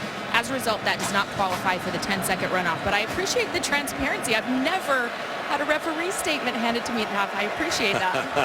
And it's straightened out for Coach Miles, too. He'll figure it out at the end of the game. Boykin in, a quarterback, trying to make something happen. And this is what he can do very well. Out to the 34-yard line. We sort of set the story last year when Casey Paha went out after 4 games of the season. This guy, they were warming him up, Boykin that is, to be a tailback. Yeah. And within 4 days, they put him in a game at quarterback, threw a bunch of interceptions, but then a couple weeks later, came back and threw 4 touchdown passes. Actually played pretty well, you know, under the circumstances. Had a couple back-to-back games where he threw 4 touchdowns in each game. Played well on the road, and he's in the game now because they've struggled so much offensively. The quarterback run threat gives something, a different way to try to attack this LSU defense. They fake the end around. He'll keep it, put his head down, and he's got the first down out to the 34-yard line.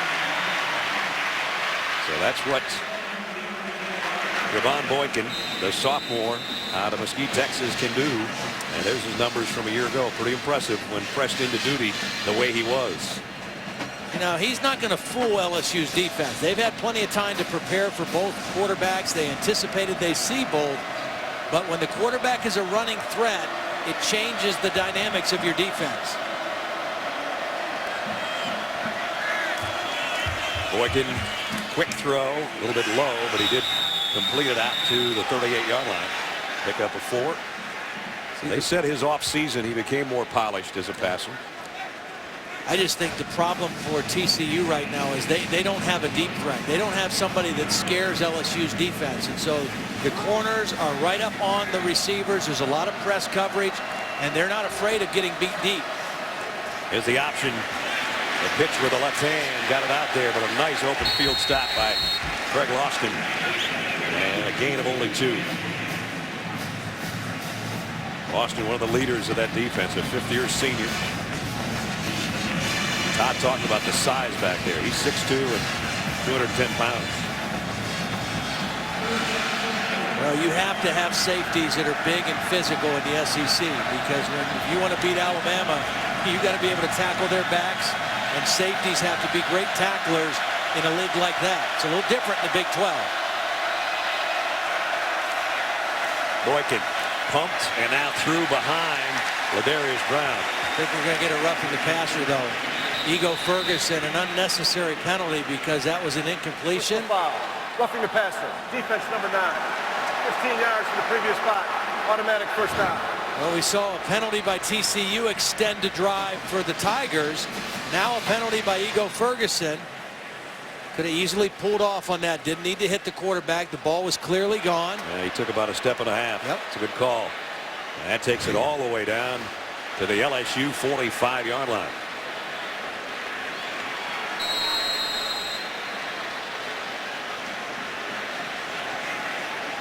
TCU with Javon Boykin in at quarterback. And here's cuts it outside and got good yardage before he's run out of bounds. See, the reason that a quarterback run changes your offense and changes what you have to do defensively is Now you pick up extra blockers. Right. Because instead of handing the ball off, the quarterback being not accounted for, now you have to account for him as a runner, and that gives you extra blockers, and you get more man-on-man blocking. The problem was changed there. I don't know if Boykin wanted to give it to Catalan and he didn't take, or the other way around. They'll have a little chat about that mesh play.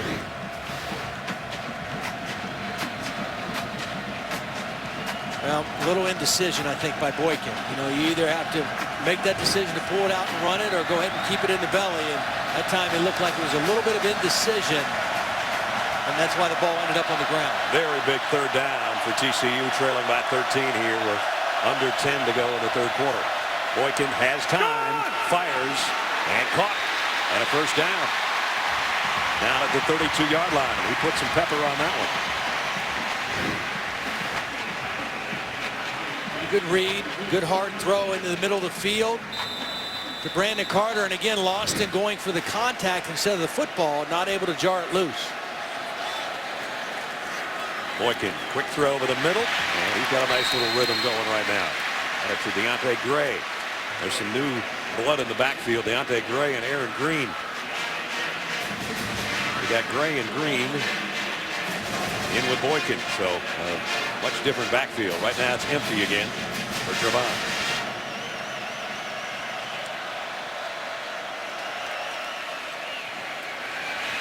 And this one thrown behind Aaron Green.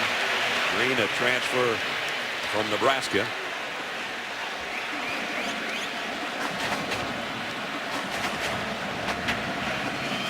And another third down coming up. They picked up their last one. A lot of new bodies in there, including Listenby as a wide receiver. Casey Baja just looking on now as his sophomore understudy has moved TCU down inside the LSU 30. Fly sweep. Catalan got the corner. And Catalan scores for the second time tonight. This one on the ground from 26 yards.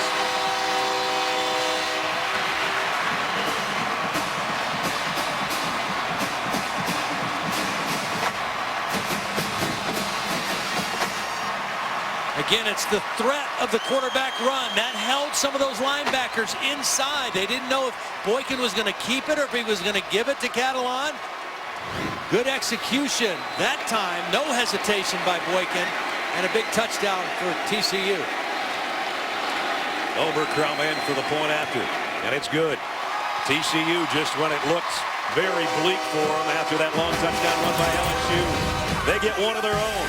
B.J. Catalan's having himself quite a game here at AT&T Stadium. 26-yard touchdown run. And Gary Patterson's Horned Frogs again right back in it. 23-17 in the Cowboys Classic as we take a look at how TCU's finding success tonight, brought to you by Expedia. Mr. Blackledge. Well, they're finding success with Trevon Boykin in. He carried the ball 4 times for 15 yards, and on this play, you're going to see 4 guys that are affected by the quarterback. They don't know if he's going to run it or if Catalan's going to get it. They kind of froze a little bit. Catalan got 2 good blocks by his wide receivers out there. Brandon Carter with a nice block. Colby Listenby with another block. But it was the indecision by the LSU defense whether to tackle the quarterback or stay for the quarterback that made the play. Oberkrom's kickoff. We'll go to Odell Beckham Jr. 2 yards deep. And he'll bring it out. And Beckham down the sideline, another nice return. We had some great returns tonight by both teams as we check in with Reese Davis. All right, Reese, keep us posted. Great game going on in Death Valley. Here, more low scoring, but some big plays tonight in Arlington at AT&T Stadium. Jarvis Landry, by the way, is out there with Zach Mettenberger and company, so he's apparently all right. He's been their leading receiver tonight. TCU's defense looking fired up by what their offense finally helped them out with. Davion Pearson and Jonathan Anderson in on the tackle.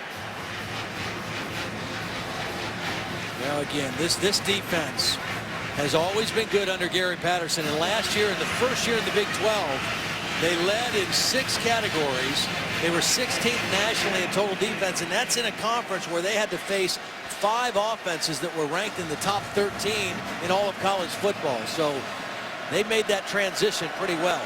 The second closest defense in the Big 12 was like 43 yards behind them. Texas Tech. Texas Tech. Play action. Mettenberger zips it out complete. Odell Beckham slides on his backside to hold on to the pass and a first down at the 46.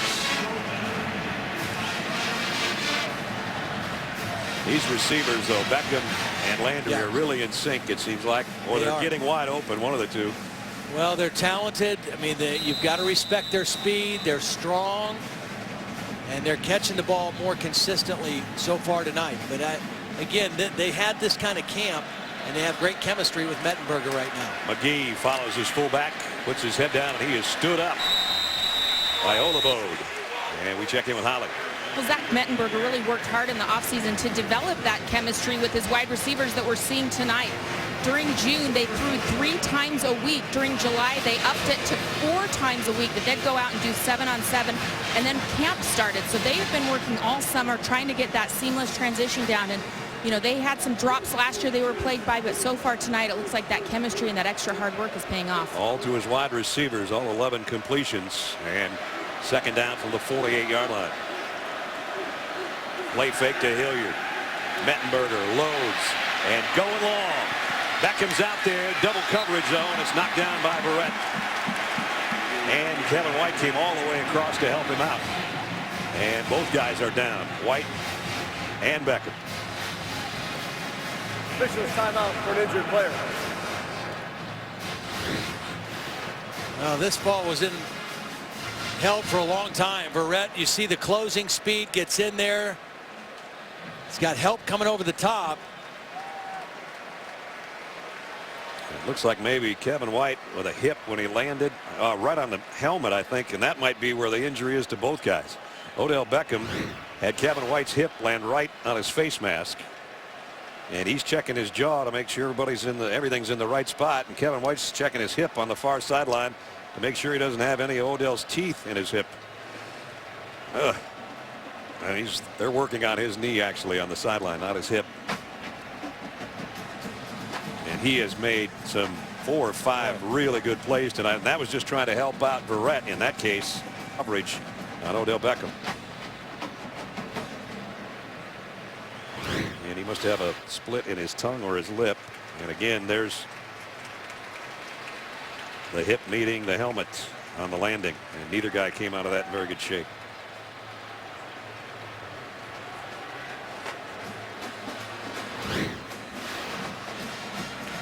Well, now you have a 3rd down and 8 situation without one of your key guys in the play. If I was TCU now, I'd definitely double Landry and make Zach Mettenberger find somebody else to throw to. Kevon Gamble is the guy that's come in to take Kevin White's spot. White trying to walk it off on the sideline. It's 3rd down and 8. Mettenberger fires down the middle, completes. And this is Boone, another big target. And that's his first catch, good for 14 yards. And Boone was working against Verrett. Maybe you stay away from their best guy. They went right after Verrett. Now Boone got away with a push-off. Sure he definitely got away with a little shove to create separation. But a nice throw again by Mettenberger on 3rd down. So they're inside the 40, trying to answer TCU's touchdown run. LSU leading by 6 as we approach 6 minutes remaining 3rd quarter. Play action. Mettenberger fires out of the flat to the fullback Neighbors, and he's brought down in the open field. Nice tackle out there defensively by TCU. Well, we've seen Blue with a couple good runs. We've saw the long touchdown by McGee, but this is also where they do miss Jeremy Hill, because he was their most dominant back down the stretch the last 7 games of the year. He was their go-to guy. Averaged over 5 yards per carry, 10 touchdowns in the last 7 games, and he is a big physical back, and they don't have that sledgehammer type guy right now.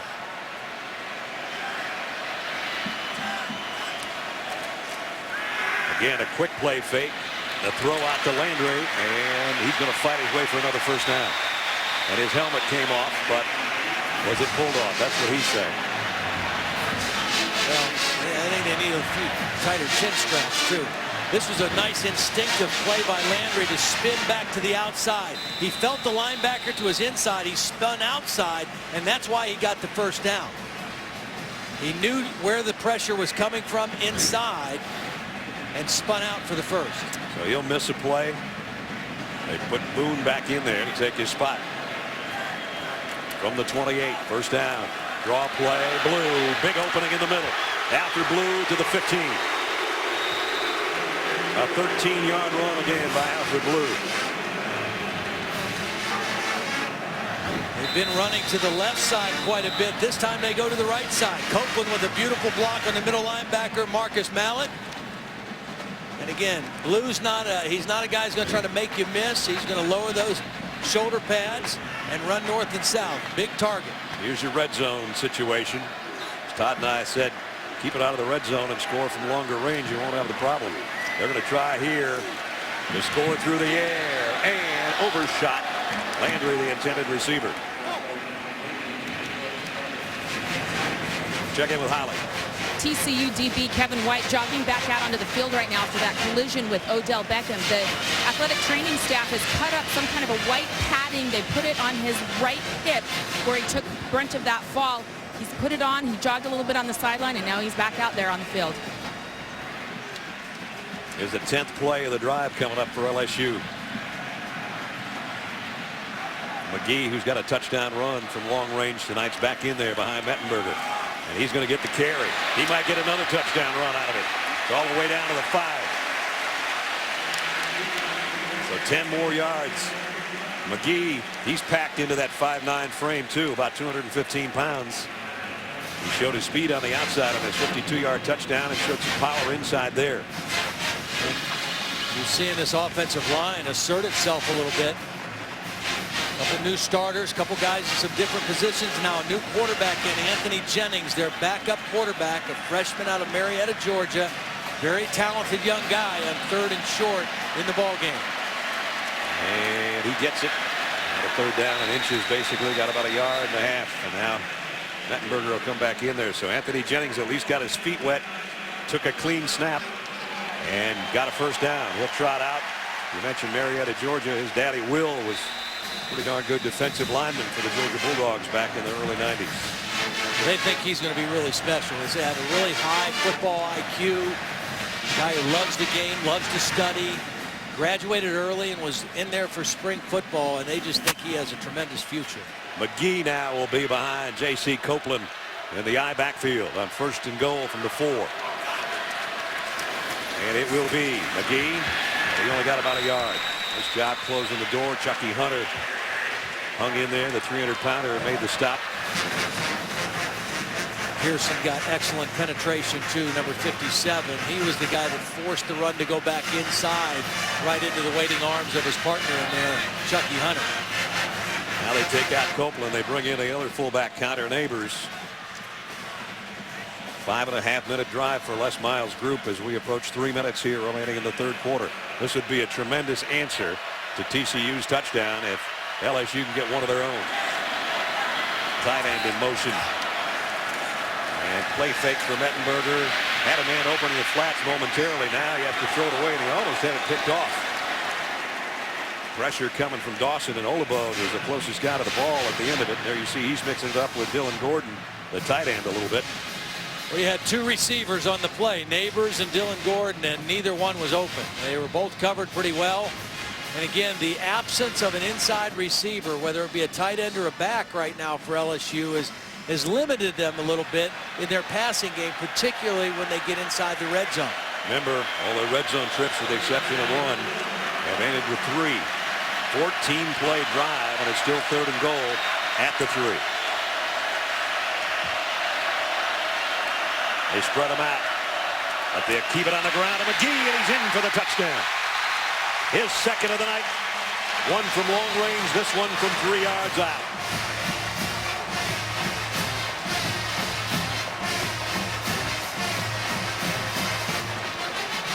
The problem you find yourself in when you spread it out sometimes, that opening in the middle. Well, Porter's going to get a block, and watch Vidal Alexander pull through and get the kind of the trap block. And then the little or the shorter back at 5'9" just kind of gets low and runs right through the chute into the end zone. Delahousie in for the point after. And he's been perfect tonight. So LSU does have an answer for what TCU did a few minutes ago. They go 68 yards in a little over 6 minutes. Terrence McGee, second, during the good hands field goal. That's Allstate makes contributions to participating university general scholarship funds for each field goal and extra point kicks, much like Delahousie's a minute ago. To date, Allstate's contributed more than $3 million in scholarship money. The other kicker for LSU, Hairston, with the kickoff. And a yard deep, Catalan coming out with it. He's got 2 touchdowns, 1 on a kick return, but this time to make the 20. Better coverage by LSU special teams. They'll stop him around the 17 or 18 yard line.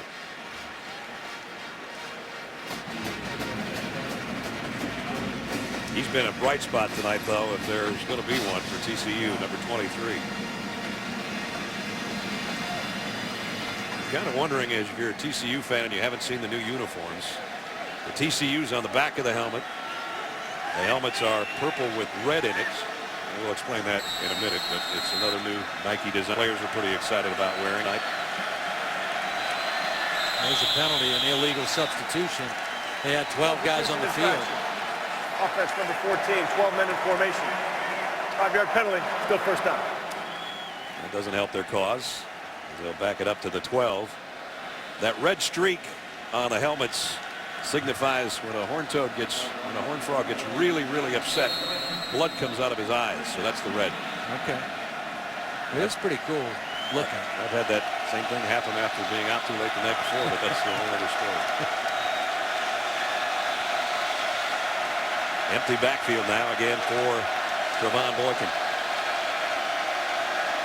Joined in the backfield and giving off to Wayman James. He doesn't get much. About 3. Again, Todd has said it many times. They just don't have a big-time receiver. They have a big player in Ladarius Brown at 6'4", 220, but they've only aimed about 1 pass at him tonight. And they don't have anybody that is threatening or can threaten the LSU defense. So they're squeezing everything. They're close to the line of scrimmage in the run game, and then they're right on top of the receivers in the pass. So they'd have nothing and no way to stretch the LSU defense. The only weapon so far has been the quarterback running the football. And here he's going to load and fire it into coverage, and could have been caught, though. Broken up but incomplete. Listenby had his hands on it and couldn't hold it. Jalen Mills made a play on the ball at the very end of the play. He waited until the perfect time to reach his hand in there and knock it out. This was a really good throw by Boykin. Ego Ferguson coming right in on him. It's a good throw by Boykin, but watch, the last minute, slips his hand in there, gets a hand on the football. A pretty darn good throw with Ego Ferguson in your chin. Could have been, but it wasn't, and that's 3rd and long.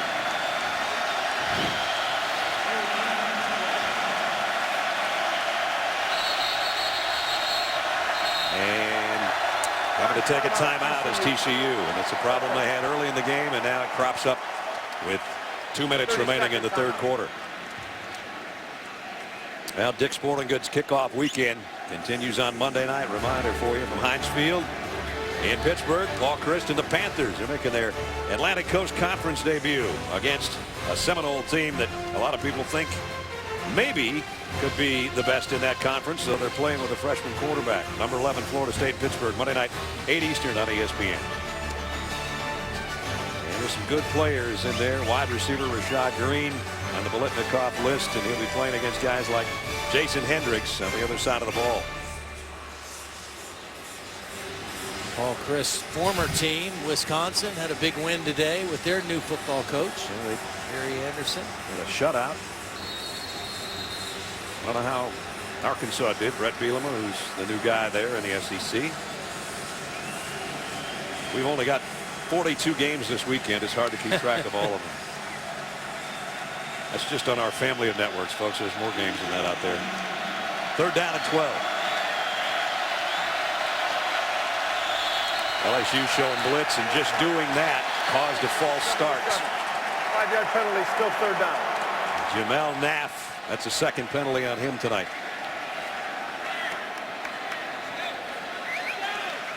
LSU hasn't blitzed much, but they just brought some extra guys up there, and number 77 couldn't hold on with that 325 pounds.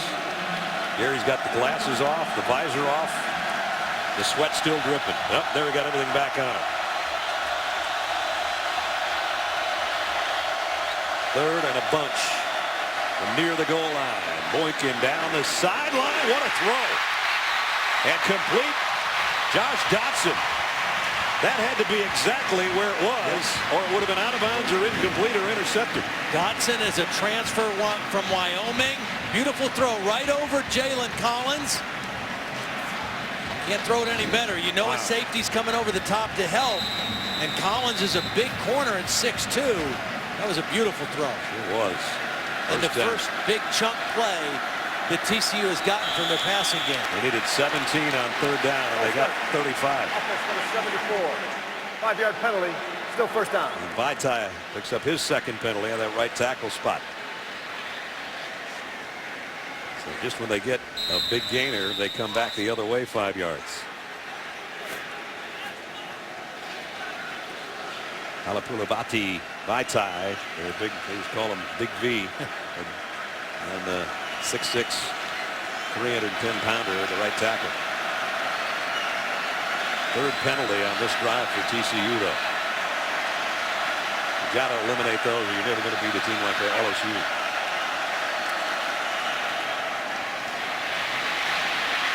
I tell you, Catalan's got some moves. Yeah. Knocked off and cartwheels, somersaults his way out to the 49-yard line. And now a little jawing going on between those two guys. He's shifty. You know, he keeps his feet moving. He got good hip movement. And he uses that stiff arm pretty well. The other thing that Boykin gives you is not just design quarterback runs, but if the protection breaks down and he can extend the play by scrambling, he can still throw on the move. Boykin over the middle. That should have been caught by Deontay Gray. Dropped it. B.J. Welter, one of the linebackers, made sure he didn't hold on to it, but that could have easily been a 1st down, and that's 3rd down and 4. The coaches told us the other day about Boykin that, you know, when he was thrust into the position last year, there was no real backup. They had to take a wide receiver and make a backup quarterback. So he really didn't have to compete week in and week out. But then when Casey came back, it was heavy competition, and it made him better. He really responded to that in a positive way. Big 3rd down. And he'll try to do it with his legs, and he's not going to get away from Ego Ferguson, who's had a big game. He had one roughing the passer penalty, but everything else been pretty positive for big number 9.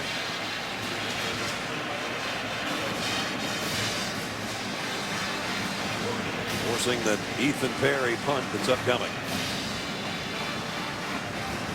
And that punt's going to have to wait. That's the end of the 3rd quarter. Because we played 3.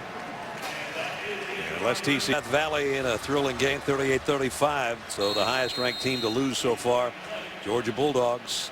Louisville playing tomorrow on ESPN at 3:30. This kick can end over end knuckleball, and it takes the great bounce that he was looking for, and down to near the 1-yard line. Perfect kick as we check in with Reese Davis. Wow. Georgia didn't have their regular kicker either. He missed the game under suspension, but it was a bad snap. It might not have been any problem of his, but you got to have all the snap to hold, and they didn't get the chance for the kick. So 3-point win for Clemson. That's a big win for the ACC. Yes. Copeland trying to get it away from the shadow of the goal line and really got back only the line of scrimmage. And that was a huge punt, and where it was down for TCU, because we're at the point in the game where this TCU defense would look like they were starting to get a little bit worn down by this big LSU offensive line and tackling these backs, but now pinning them all the way down on the 1-yard line it'll force LSU to be a little bit conservative. And if they can get a 3-and-out here, which they've only had one the whole game so far, they get great field position back for their offense. Mettenberger trying to draw him off sides. And the play goes on. Now the flag does fly in. Well, that's smart by Zach Mettenberger. That's really smart. I mean, you know you're going to be conservative here.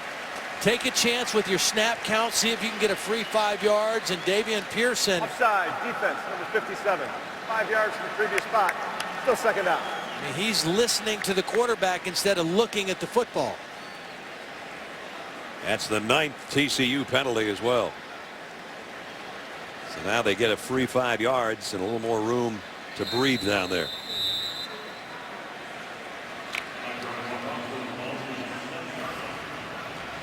Sports Center, by the way, right now on ESPN News as it's midnight Eastern time, 11 o'clock here in Arlington, Texas.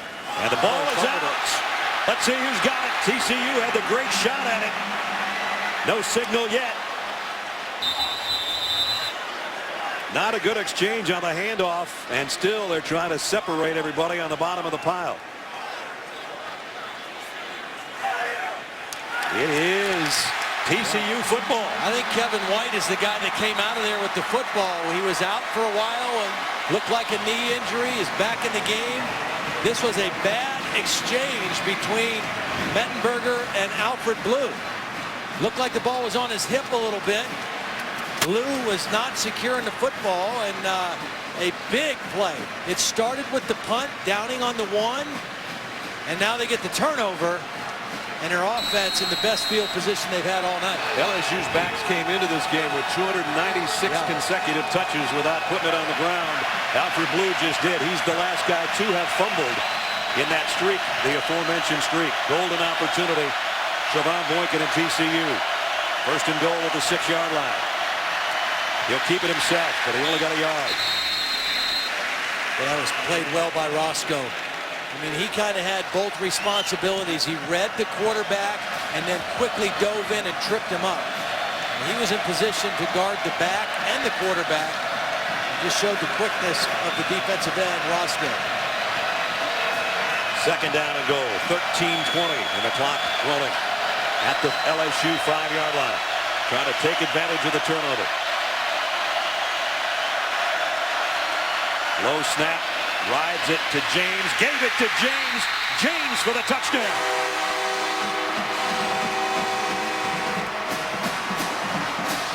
And they do take advantage of the turnover and make it a score and make it a game again with 13:04 remaining. Stephen Bryant, the tight end, number 49, gets a great block up top, holds his position. And again, it's that hesitation with the quarterback. Is he going to keep? Is he going to give it? Freezes the defense inside a little bit. And then good blocking on the perimeter by Bryant. Extra point is good. 13 and change remaining. LSU a 6-point lead. But a dropped ball at the 6-yard line. Their first turnover. And 2 plays later, quarterback to tailback. Give us through what that 2-play drive look like. Well, the guy you want to make miss is that guy right there, Jamaria Roscoe. And watch the first down play. He kind of baits Boykin to keep the ball, and then he slides back in to make the tackle. So the very next play, they do the same thing. Make that guy be wrong. Make him hesitate. This time he gives the ball to Catalan, and that little hesitation by Roscoe, not able to get out on the back, and that time they get the touchdown. The kick, and it does make the end zone, so they'll bring it out to the 25. Reminder, only 2 races left until the chase for the cup. Jimmy Johnson looking to hold on to his lead on the rest of the field. Competition heating up at Atlanta Motor Speedway tomorrow. NASCAR Sprint Cup Series in Atlanta tomorrow night, 7 o'clock Eastern on ESPN, and also live on Watch ESPN. Got a couple former champs there that kind of on the outside looking in too. Brad Keselowski, who won last year. 4-time champ Jeff Gordon. They both need either a win or a couple good finishes down the stretch here. They're going to be out of it. Good homework, brother. Yeah, bro. I got a little inside. Got an insider. I got an inside the track It's guy. probably one of those taste of the town joints you hang out at. First down at the 25. Play action. Mettenberger in trouble, and down he goes. Big play by Chris Hackett on a safety blitz.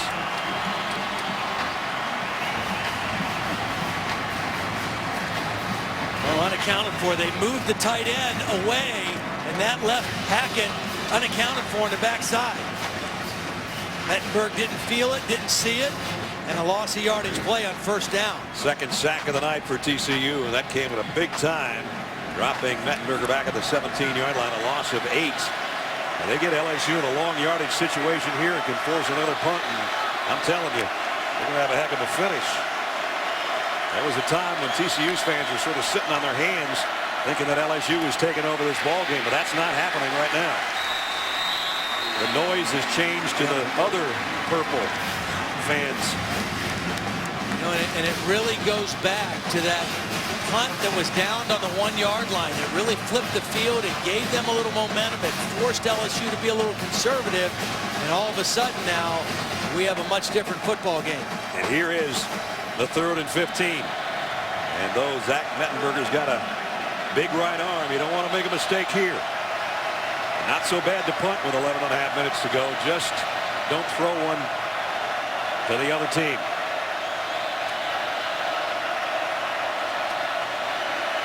Mettenberger loads and going deep.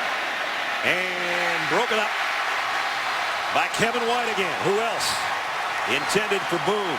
Well, you know what happens when you have an All-American like Jason Verrett, who had 6 interceptions to lead the Big 12, led the Big 12 in passes defended.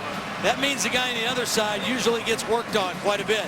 And Kevin White has more than ably held up his own on the other side. I mean, he has made several big-time plays tonight against these LSU receivers. He might find some people not coming his way in the next few weeks. Second straight drive without a first down for LSU. Fumbled the last one, and now here they are to punt. Brandon Carter says, everybody just get out of the way. That one's shanked. And TCU's going to have great field position. It's going to be on LSU's side of the 50.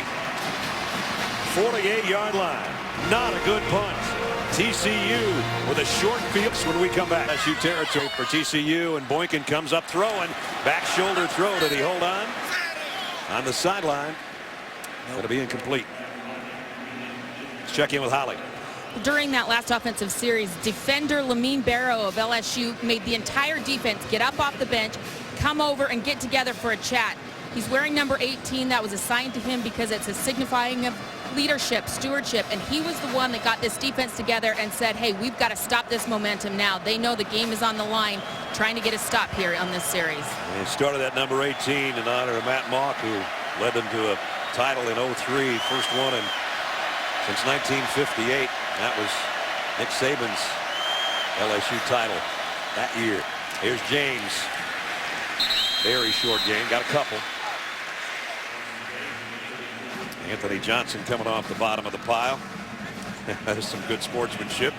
Big guy giving a little guy a tap on the helmet, and vice versa. Now this is the biggest third down of the game for TCU. 4 wide receivers for Trevon Boykin. Snap again low in the shotgun. Scrambles to his left, running for his life. Going to try to get it with his feet, and did. Great run by Boykin. First down. In today's world of college football,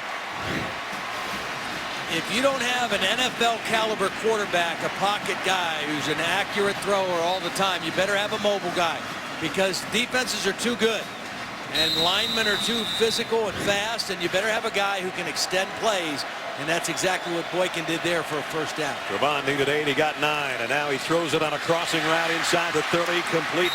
And that's the freshman Slanina out of East Bernard, Texas. Freshman they like a lot. And they're going to move the sticks again.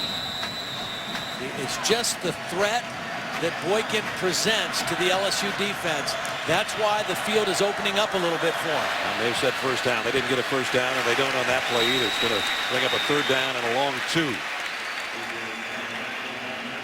Daniil Hunter made the stop from his defensive end spot. And he's a Texas native, too, out of Katy, Texas.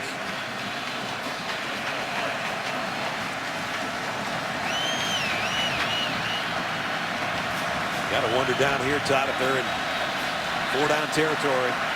Third down, a long 2.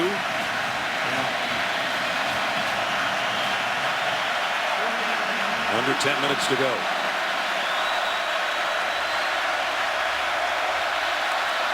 Fake the fly sweep, give it to Catalan straight up the middle, and he's got the first down. Tell you what, if TCU somehow wins this game and comes from behind, that guy is going to be the guy that did it for him. He's had a sensational night. Touchdown on the ground and one on a 100-yard kickoff return. From the 26, Boykin in trouble and lost the football. LSU's got it. No, it's squirted out again. Looked like they were all over it with Quentin Thomas. And it came out of the pile again, and I don't know who has it now. You know, I thought Quentin Thomas did the right thing by not trying to scoop it up and run with it, but he still wasn't able to safely recover it. A missed opportunity for LSU's defense there because the ball was out. They had the first shot at it, and Quentin Thomas couldn't get it. And to add to the problems, For an injured player. Roscoe is face down. He was scrambling for the loose ball as well. Boykin right here had it stripped in the backfield. And that was Roscoe who got a hand on. Thomas tried to cover it. Roscoe to get back over there. And there you see at the bottom of the pile, Vaitai, I think, is the guy that finally ended up with it. It's going to go down as a loss of 13 yards, but more importantly, TCU gets to keep the football. And we will check on Roscoe when we come back in a minute. Sideline. It's second down and 23. Play action. Boykin wants to throw back the other way, scrambling for his life. Trying to run away from Johnson, got away from him.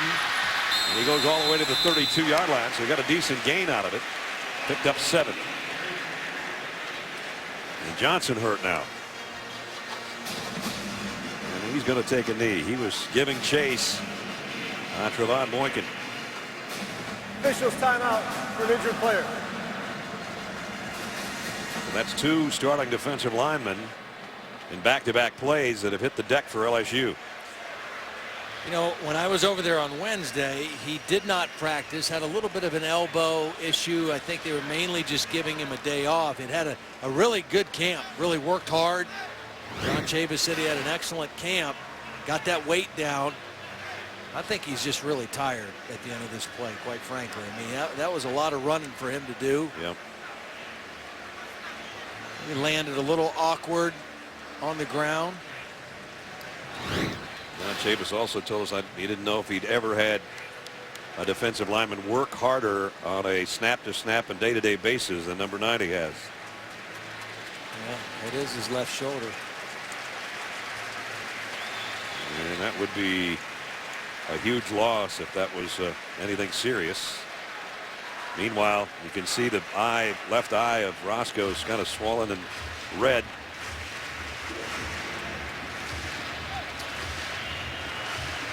He'll probably be wearing one of those visor masks over his face mask next week. Third down and 17 with 8:39 and the clock rolling. Pahal's in at quarterback. They need a big throw.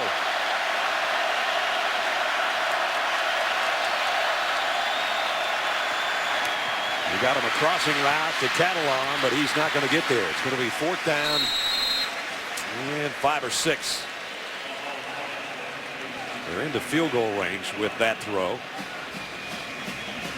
Oberkrom has hit from 53. Oberkrom has hit from 53 last year in his freshman season. So this is well within his range, but does Gary Patterson want more? Yeah, they'll come out and try to make it a 3-point game. Jaden Obercrow. So I think you make that decision if you feel like your defense has settled down and has really tightened up against LSU's offense. And I think that's what he feels right now. Let's make it a 3-point game. We don't need to be desperate. Obercrow, kick on the way. High and deep and good. And the Arlington, Texas native on his home turf has made it a 3-point game. LSU now clinging to a 30-27 advantage. 2 quarterbacks started the game. He's done well in the second half to help his team back to within 3 at 30-27. But LSU has helped the cause too on their last couple of possessions. A fumble and then a very bad punt. That's led to 10 unanswered TCU points. Odell Beckham Jr. Turn. Odell Beckham in a foot race. He's not going to win it, but he's all the way to the 27-yard line.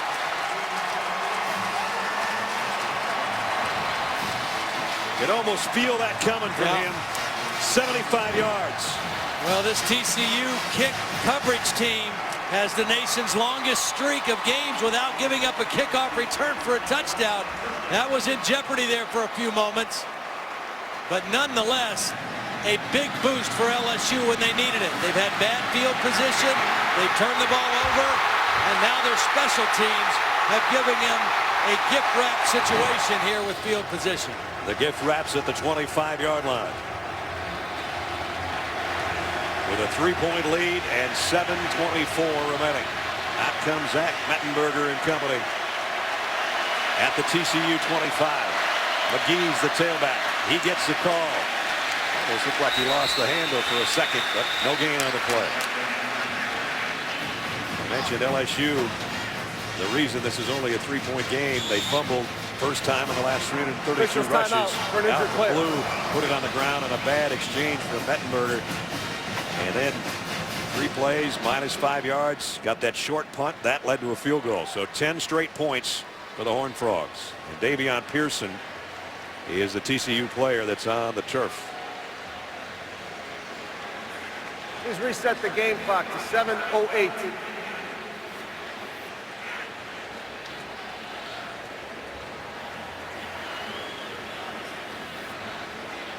In a hard-hitting night down there in the trenches on both sides, as LSU on the last series had 2 of their starters go down, and Davion Pearson, sophomore out of Oklahoma City, is still down at the 24-yard line, and his head coach is going to come out to have a look.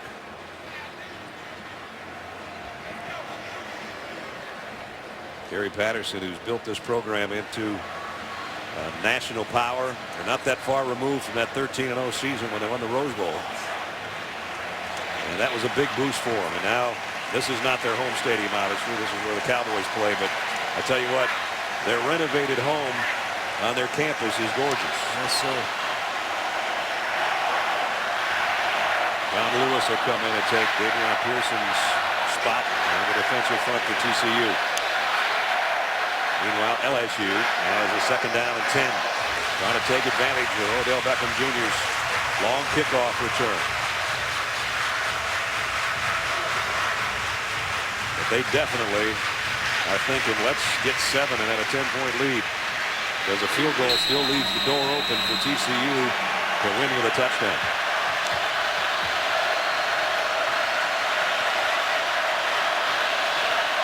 Mettenberger in the shotgun. McGee on the carry, follows his blockers nicely and got it down to the 20.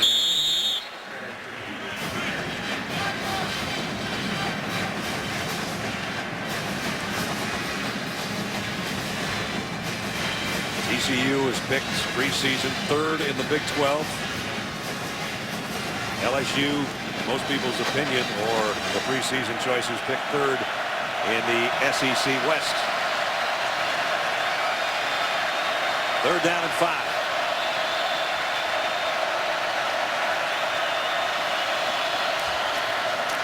Mettenberger. Landry makes a great catch in traffic. Touchdown.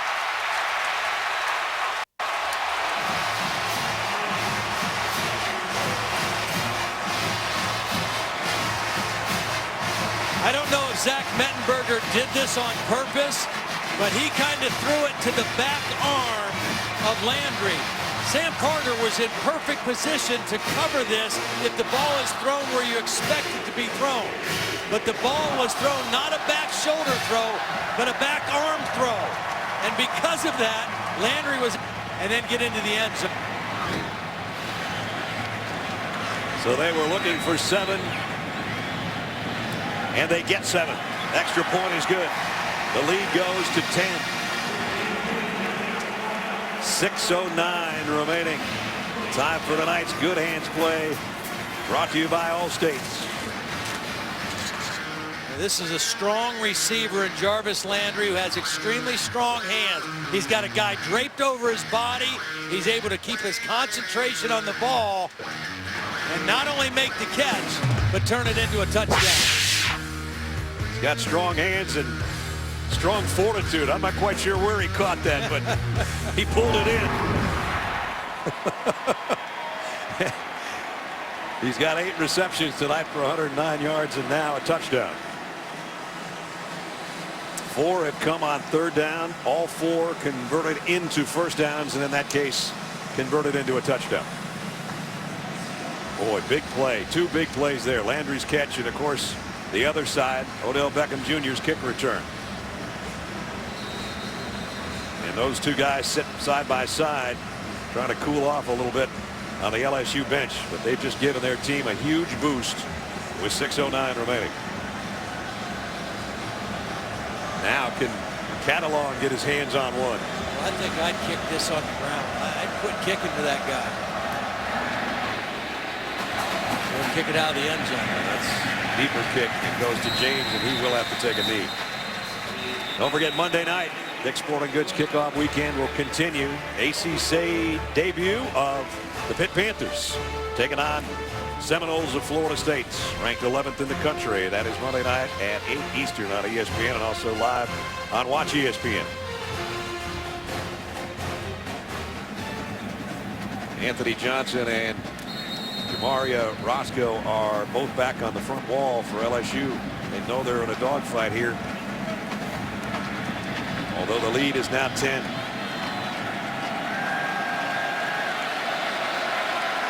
And he's Boykin at quarterback. Again, the snap from center was low, but he delivers, completes about an 8-yard gain to Josh Dotson. So you're thinking right now, if you're TCU with the football with 6 minutes left in the ball game, just under 6, you got to score twice. And so you may only get 2 possessions, this one and 1 more. So if you get a field goal on this one, that's okay. You don't have to get a touchdown on this one, but you better make sure you get yourself in scoring position, because if you do get it back again, you may not have very much time. They're down to 2 timeouts as well. Boykin going to go deep. He's got a man out there and broken up the very last moment. It looked like it was going to be a relatively easy catch for Slanina, who was open, but that opening closed in a hurry for that LSU secondary. Well, I think Mikey Eugene maybe got a tip on it, and because the ball hung a little bit long after the deflection, that enabled Craig Lawson to come over and jar it loose from Slanina. Good help by the safety, helping out his underneath corner. Now 3 receivers to Boykin's right. A 3rd down and 2. They need the first down just to get the drive continued here at 5.5 minutes remaining. And in and out of the hands of Brandon Carter. Now it's 4th and 2. Boykin very slow getting up after that play. It's back-to-back plays by Mikey Eugene, pretty strong.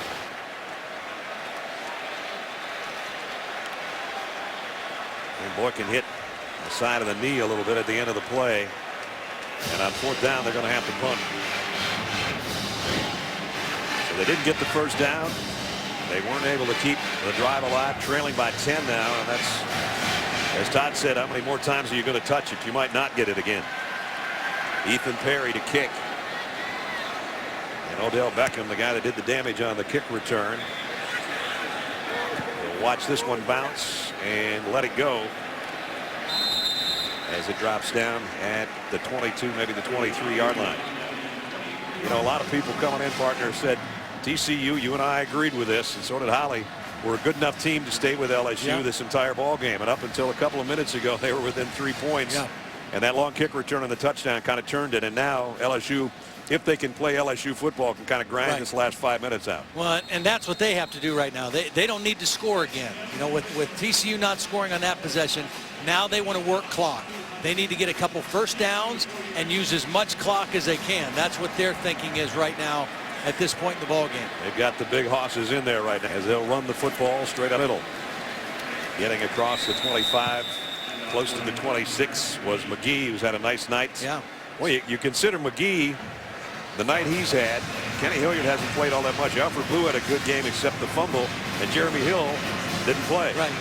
Yeah, and it's obvious that McGee is the guy that they feel most comfortable with right now because this is crunch time, and he's been out there the last couple possessions.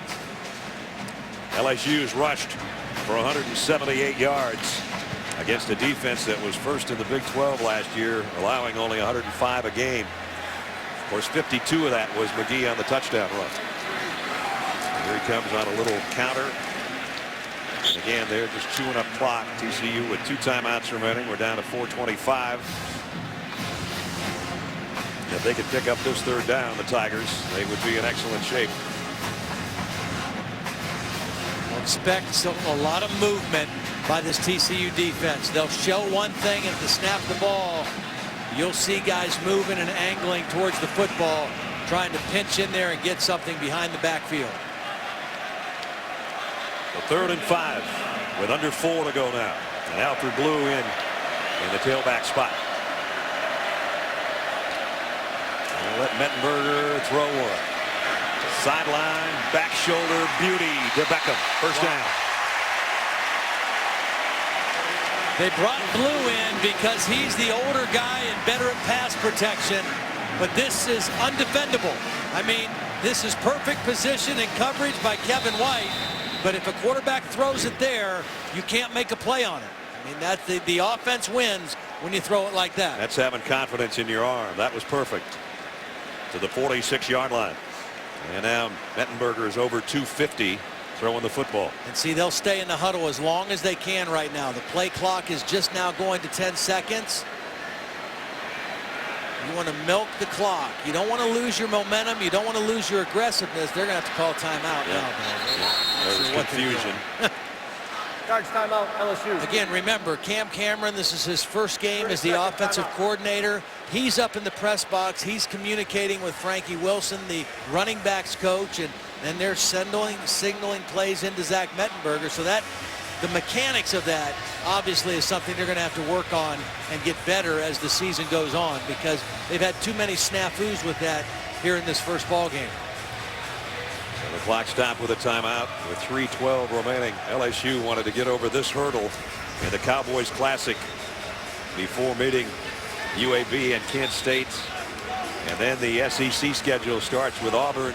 Big game at Georgia on the 28th. Georgia may or may not be 5th ranked at that time. They're going to fall, but could regroup if they could beat South Carolina next week. And then another road game at Mississippi State. And you see the rest of the roll. And down at the end, Alabama.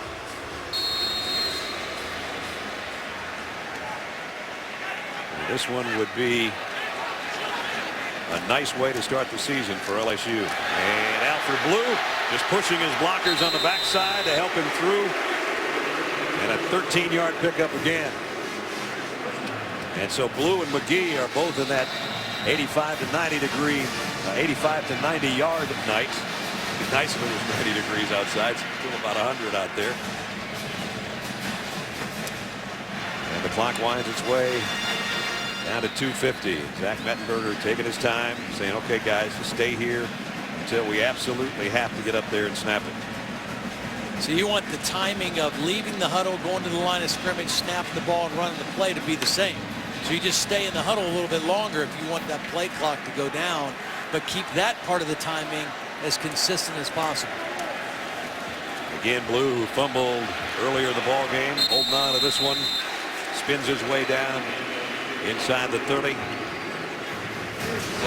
I know that a lot of people and writers and reporters have said that LSU would be the third team in the SEC West this year. I don't agree with that. I think they're still the second best team along with Alabama. I think they're better than Texas A&M. They beat A&M last year in College Station. They get them at home this year. That's later in the year. I just think defensively, you know, as these younger guys and inexperienced guys play a little bit longer, this is going to be another outstanding LSU defense before pretty long. A&M gave up 31 points today too. Their defense. Fullback Neighbors straight ahead.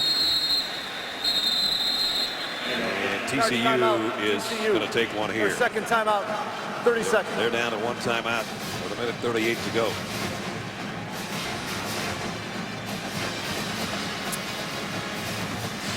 We mentioned Georgia losing to Clemson tonight.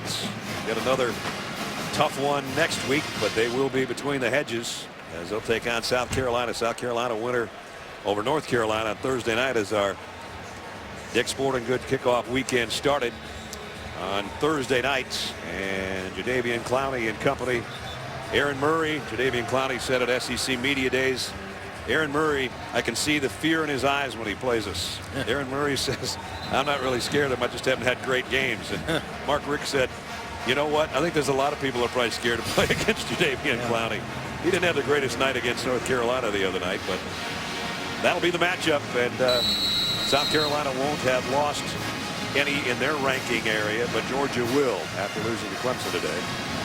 Game day will have Notre Dame and Michigan, both winners today. Those are the two night games for you on ABC and ESPN next week. Actually, our games in the afternoon at 4:30. And pulling his head down and plowing his way for another first down is Terrence McGee. So McGee 95 yards on 13 carries tonight and 2 touchdowns, 1 short range and 1 from 52 out. TCU's only got 1 timeout, 1 more way to stop this. Well, I think the best thing that Zach Mettenberger did tonight was passing on 3rd down. He was 8 of 14 throwing on 3rd down, and all 8 completions went for 1st down. And total 3rd down conversions 13 out of 19. Pretty impressive. Well, the question will be, when does Les Miles decide that he brings Jeremy Hill back? But the good news for him is that his number 3 guy, Terrence McGee, showed that he can carry the rock for him when they need him as well. And Gary Patterson apparently is going to let that last timeout go by the boards. And we're down to 30 seconds. He walked out on the field as if he was going to take it and then backpedaled. He's still a couple yards out of the field. Standing at the 30-yard line. Tough start for them when they got to within 3 points, but LSU able, and we said, Todd, you know, if they can chew up the last 5 minutes of clock, they don't have to score again. Right. How about the last 5:15 and taking the last knee and winning the first game? Good football game. 2 good teams that you'll hear from as the season goes along. But in this case, the SEC takes care of business over the Big 12 in the Cowboys Classic here in Arlington. LSU has had good success again tonight. Final score 37-27. Number 12 over number 20. That's going to wrap it up for us. We'll see you next week between the hedges.